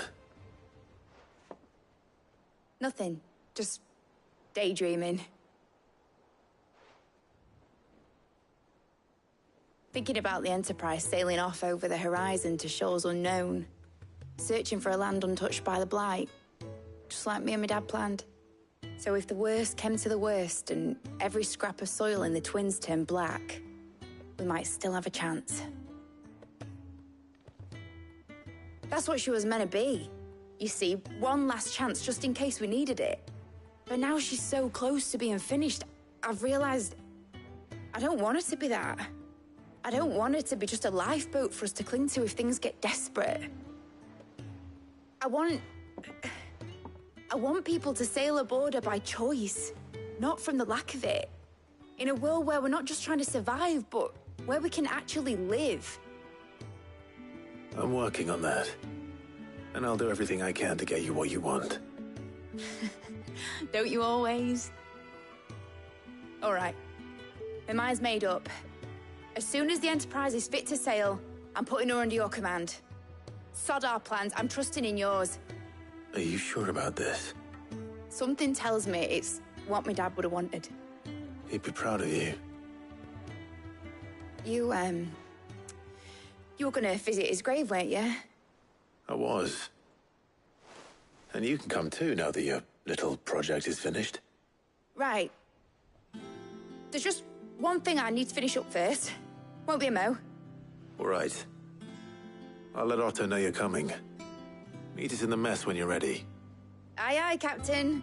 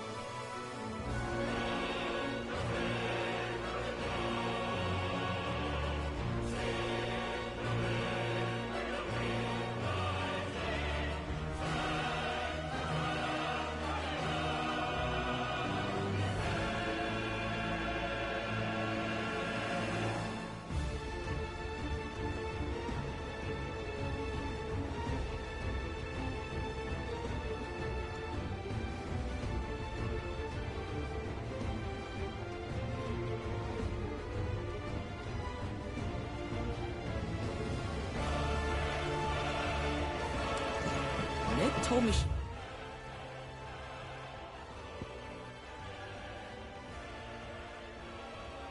was building a ship. Really? That's a ship. Let's sail it around the lake.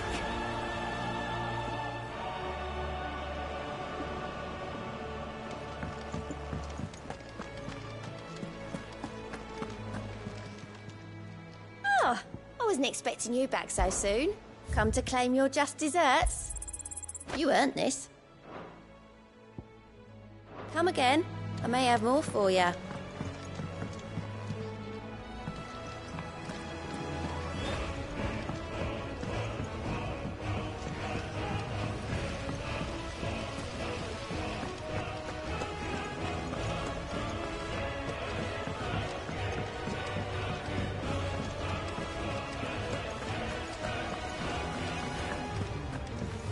Wish I could take one of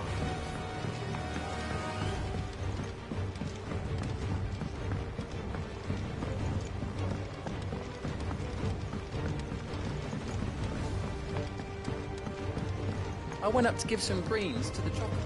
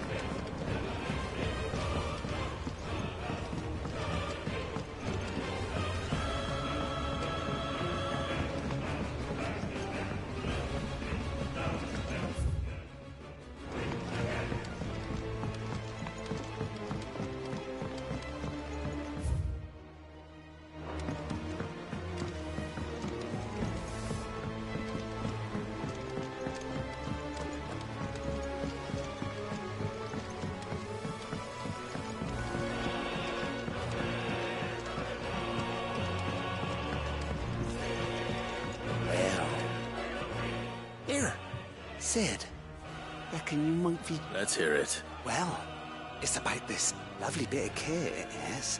Bunging the solution you want. Problem is, it won't always get rid of... Which is why I've been looking for something to filter the liquid. I imagine Ty could get some use out of this alembic too. Distilling medicines and the like. Proper Joe! So what exactly do you need for this filter?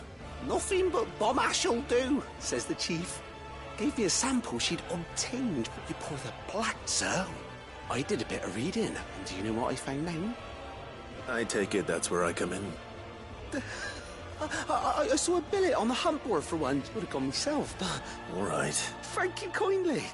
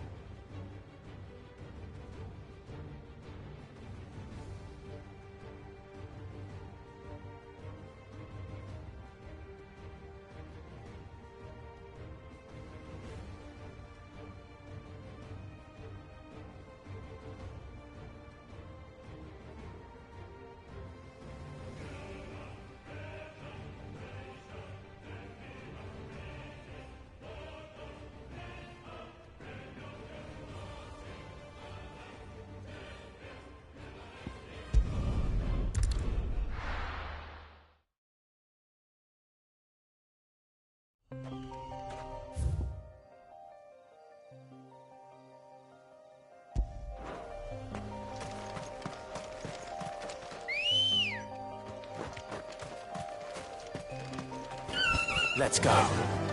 Faster!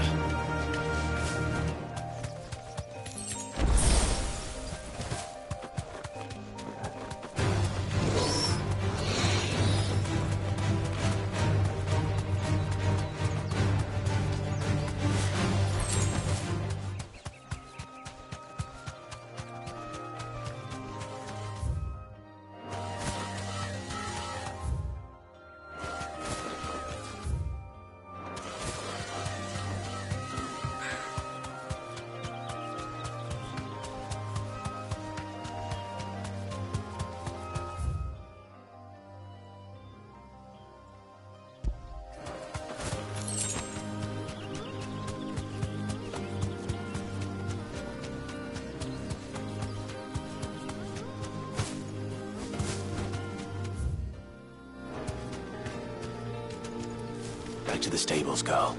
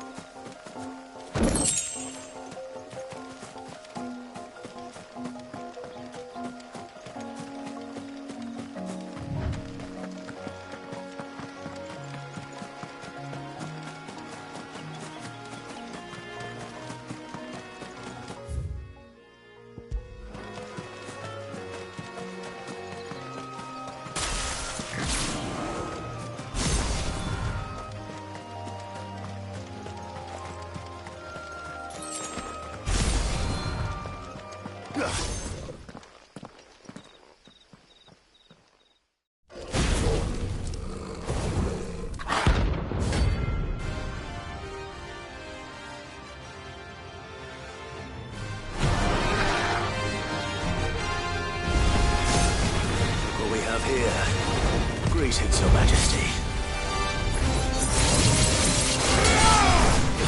Too slow.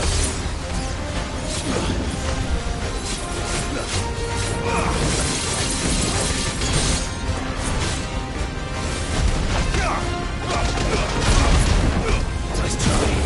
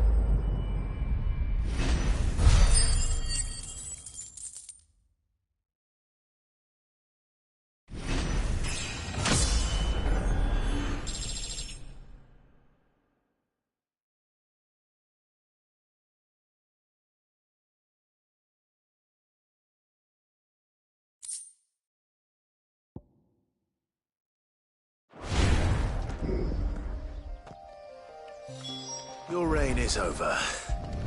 Now to collect the ash. This looks like the stuff. Let's see if there's any more.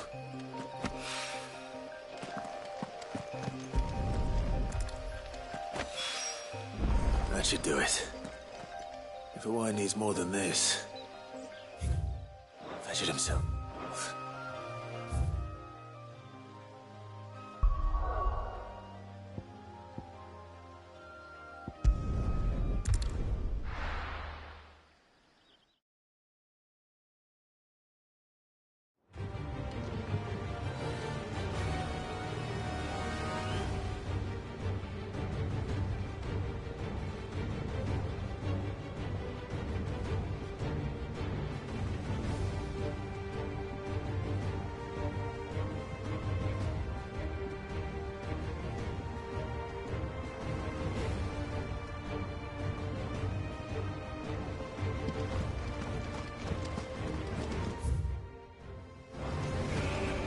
Is that the thing Tomes helped?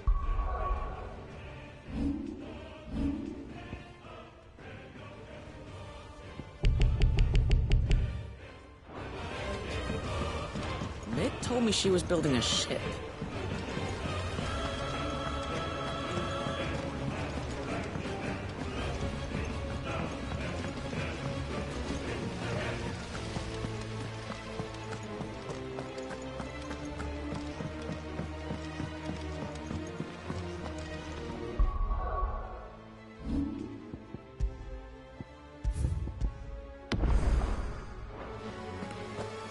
Think Mid might need some help.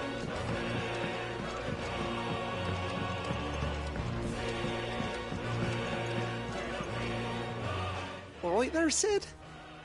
How's that hunt for the bomb ash going? I have it here.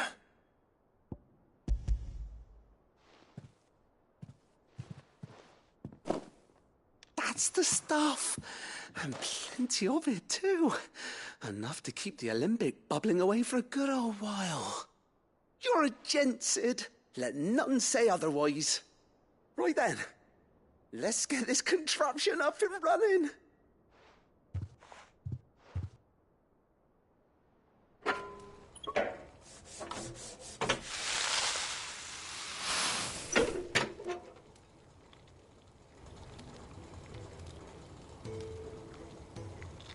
There we have it. The Telemon Alembic. And it works just like the chief said it would. Very impressive. Says the man who cut down a burning boulder. Speaking of which, I still haven't returned the favor. There's no need. The good it will do for the hideaway is reward enough. Don't be silly. Why don't you let me take a look at that bag of yours? The one you keep your potions in. Reckon I could work some magic on that, huh? What kind of magic? Well, we happen to have isolated a substance in our test run of the Alembic that I reckon will make even the toughest lever supple as anything. Thought we might use it to breathe new life into old boots and the like. Save the hideaway a few gil. Ah, I reckon if we slap a bit on your bag, it'll loosen it up enough for you to squeeze in a bottle or two more. Well, it can't hurt to try, I suppose. That's the spirit. Leave it with me. I'll only be a mo.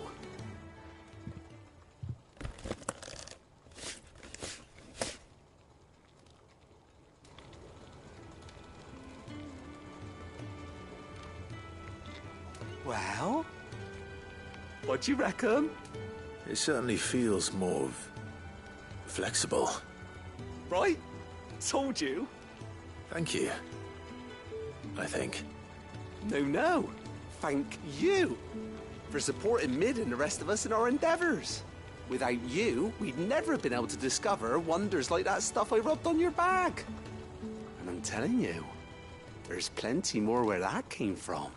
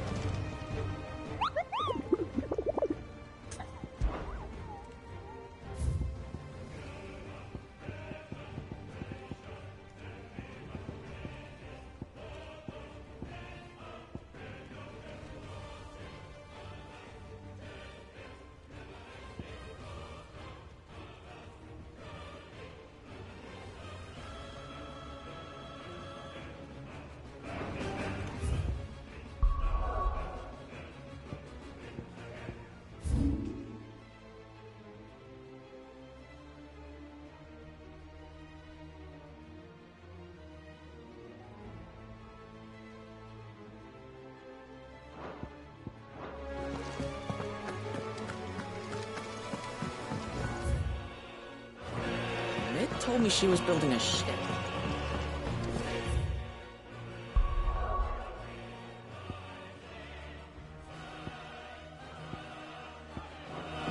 Is that the thing Tom's helped him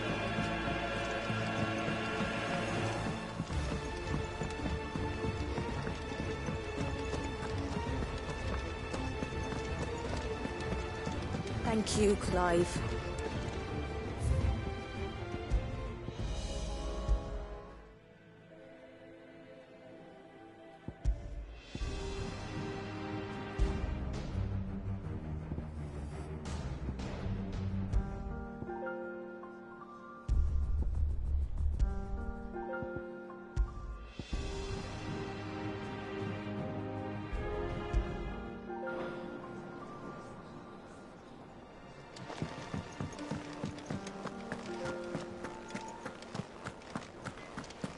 He cracked the crystal too?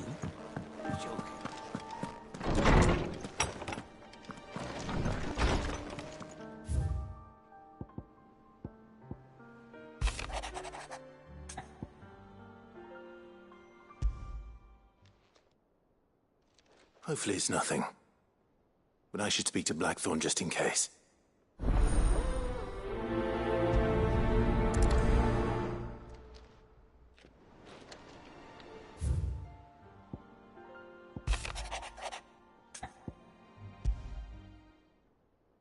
Trouble with the ledgers. Shouldn't he be asking Otto for help?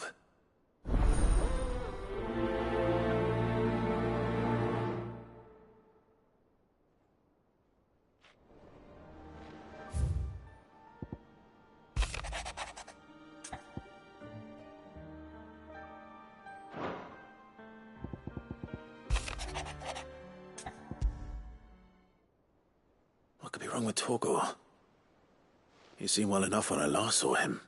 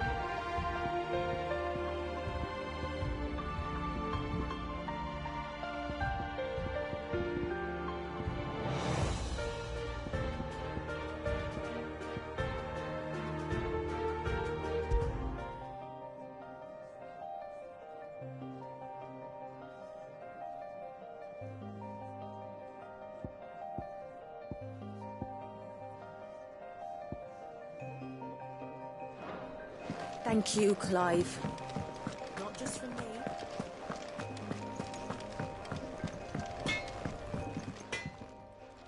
Blackthorn, you have a moment? Not really, no. This won't take long. I just wanted to ask how you're getting on. August was worried about you, that you might still be doubting your craft, even after learning the trick of that cuirass. Is there something else weighing on your mind? Perhaps sharing your thoughts might help. That bastard's like a dog with a bone. Still, he's got a keen eye, I'll give him that. He's just, well, Karen showed me something. Something I've never seen before. And that was? A sword. An odd-looking thing with a single-edged blade. The metal itself wasn't anything to write home about, but fuck me. The edge on it. You could slice a man clean in two with a weapon like that, and he'd be halfway home before he even realized he'd been cut. So that's what's troubling you? No. Not troubling me exactly. More distracting. Can't stop thinking, how do you get an edge that sharp? It's driving me mad. And if you knew how to do it, we could arm the curse breakers with even better blades. That's about the size of it, yeah. I'll see what I can find out. Sharper swords are always welcome. And we can't have our master blacksmith being distracted. You're a soft touch, you know that. But I can't say I'm not grateful for it. Good luck, eh? Thank you. Let's see what Karen knows about this sword.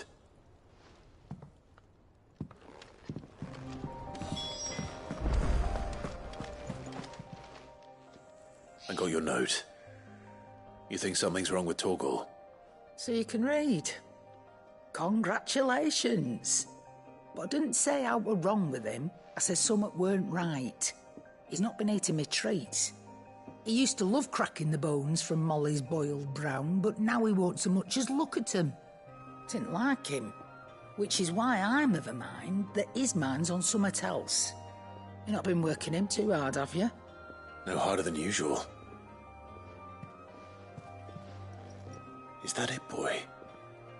Do you need a rest? What was it you said he was? A frost wolf? That's what the lawsman seems to think. Then maybe this all has something to do with whatever it is that's woken inside him. I suppose things have been different since Rosalith. Perhaps Hippocrates knows something. Instead of everything, you mean? Perhaps. You're looking well, Karen. What do you want?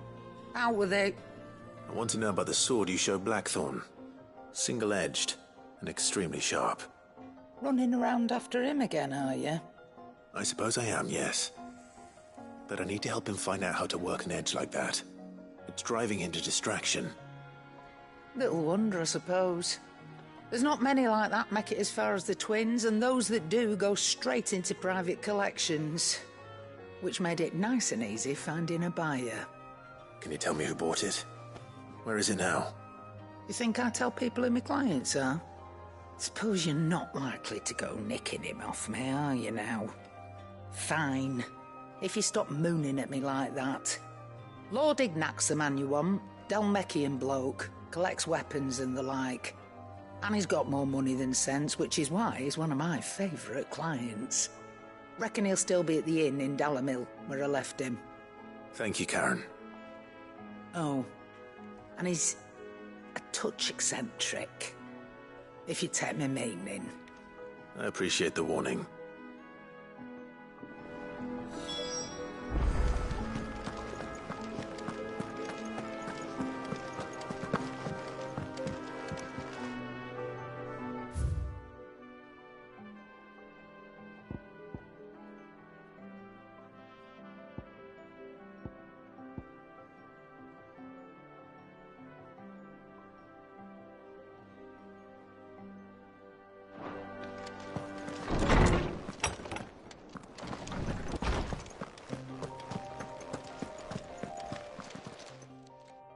Lawsman, I need to ask you about Torgal. Something's not right with him. He isn't ill, is he? I don't think so. But according to Lady Karen, he seems to have lost his appetite, which is certainly a new development. She says he's hardly been touching his bones of late, and she believes it may have something to do with what happened at Rosalith Castle. I rather think she might be right, though not about his appetite. All canids are instinctively inclined to crack open bones for the rich marrow that resides within, and I see no reason why a frostwolf should be any different. Accordingly, I suspect it is not a lack of appetite that afflicts Torgal, but a surfeit of it. If we assume that his newfound magics require additional nourishment to sustain, it may well be that the bones Lady Karen is accustomed to providing are no longer sufficient. Frostwolves, after all, habitually prey upon far larger animals, whose bones may yield altogether different nutrients. As to where one might find a suitable substitute, some antelopes that graze the meadows of eastern Rosaria have been known to grow to a size more than double that of their lesser cousins. I don't recall ever seeing any that large. And little wonder. The oldest and largest such creatures rarely leave the safety of the highlands for fear of predators. The last elder antelope sighting I recall hearing about took place near Cressida, And that was long before the village was abandoned.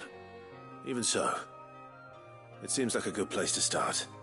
Good hunting, Clive.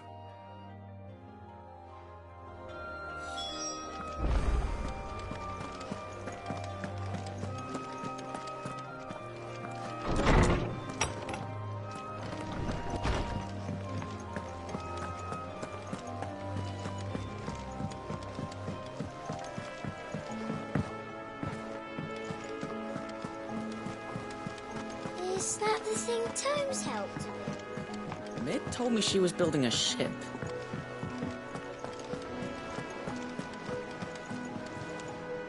Clive, did you get my letter? That's why I'm here. Shh. Otto might be listening. Is this better? A little. Listen. I've some bad news. It turns out the Hideaway may be slightly behind in its payment to certain lenders, and it may be my fault. But I swear to the goddess, I thought I had the numbers square. Sadly, that square turned out to be more of a circle. 0, you might say. I can straighten it out, I swear, but it's going to take some time, and I'm going to need help keeping it from Otto. Bit late for that, I'd say. There you are! What a surprise! So let me get this straight. You forget to pay our lenders what they're due, and instead of coming straight to me, you get Clive to come to you. And I hope he'll dig you out of the hole you've dug for yourself. Clive, the man in charge of the place you've been cheerfully trying to bankrupt. And you thought this was a cunning plan. Why? Well, who needs paying? Oh, just Martha. And the Dame. And, well, Lady Karen. But only 500 talents. We owe 3 of our most trusted friends 5 million gil. Each. 5 million each. They lent us the bulk of the money we used to rebuild the Hideaway, you see, and, well, I must have made some sort of oversight. Those ledgers were my responsibility, and it was my decision to entrust them to you. This is my fault. Do we have that much to hand? I can always ask my uncle. No, we don't. And no, you won't. We've lightened Lord Rosfield's purse enough. After the king's ransom we had off him, he deserves better than to see our begging bowl. Besides, we'll need to learn to stand on our own if we're gonna make this work. All right. But that doesn't mean you have to shoulder the burden yourself. Is there anything I can do to help? There might be. How'd you fancy taking these to Martha and the Dame? Rocks. Rocks, he says. Worth 1,000 talents apiece, these are. A little something Sid and I set aside for when times got lean.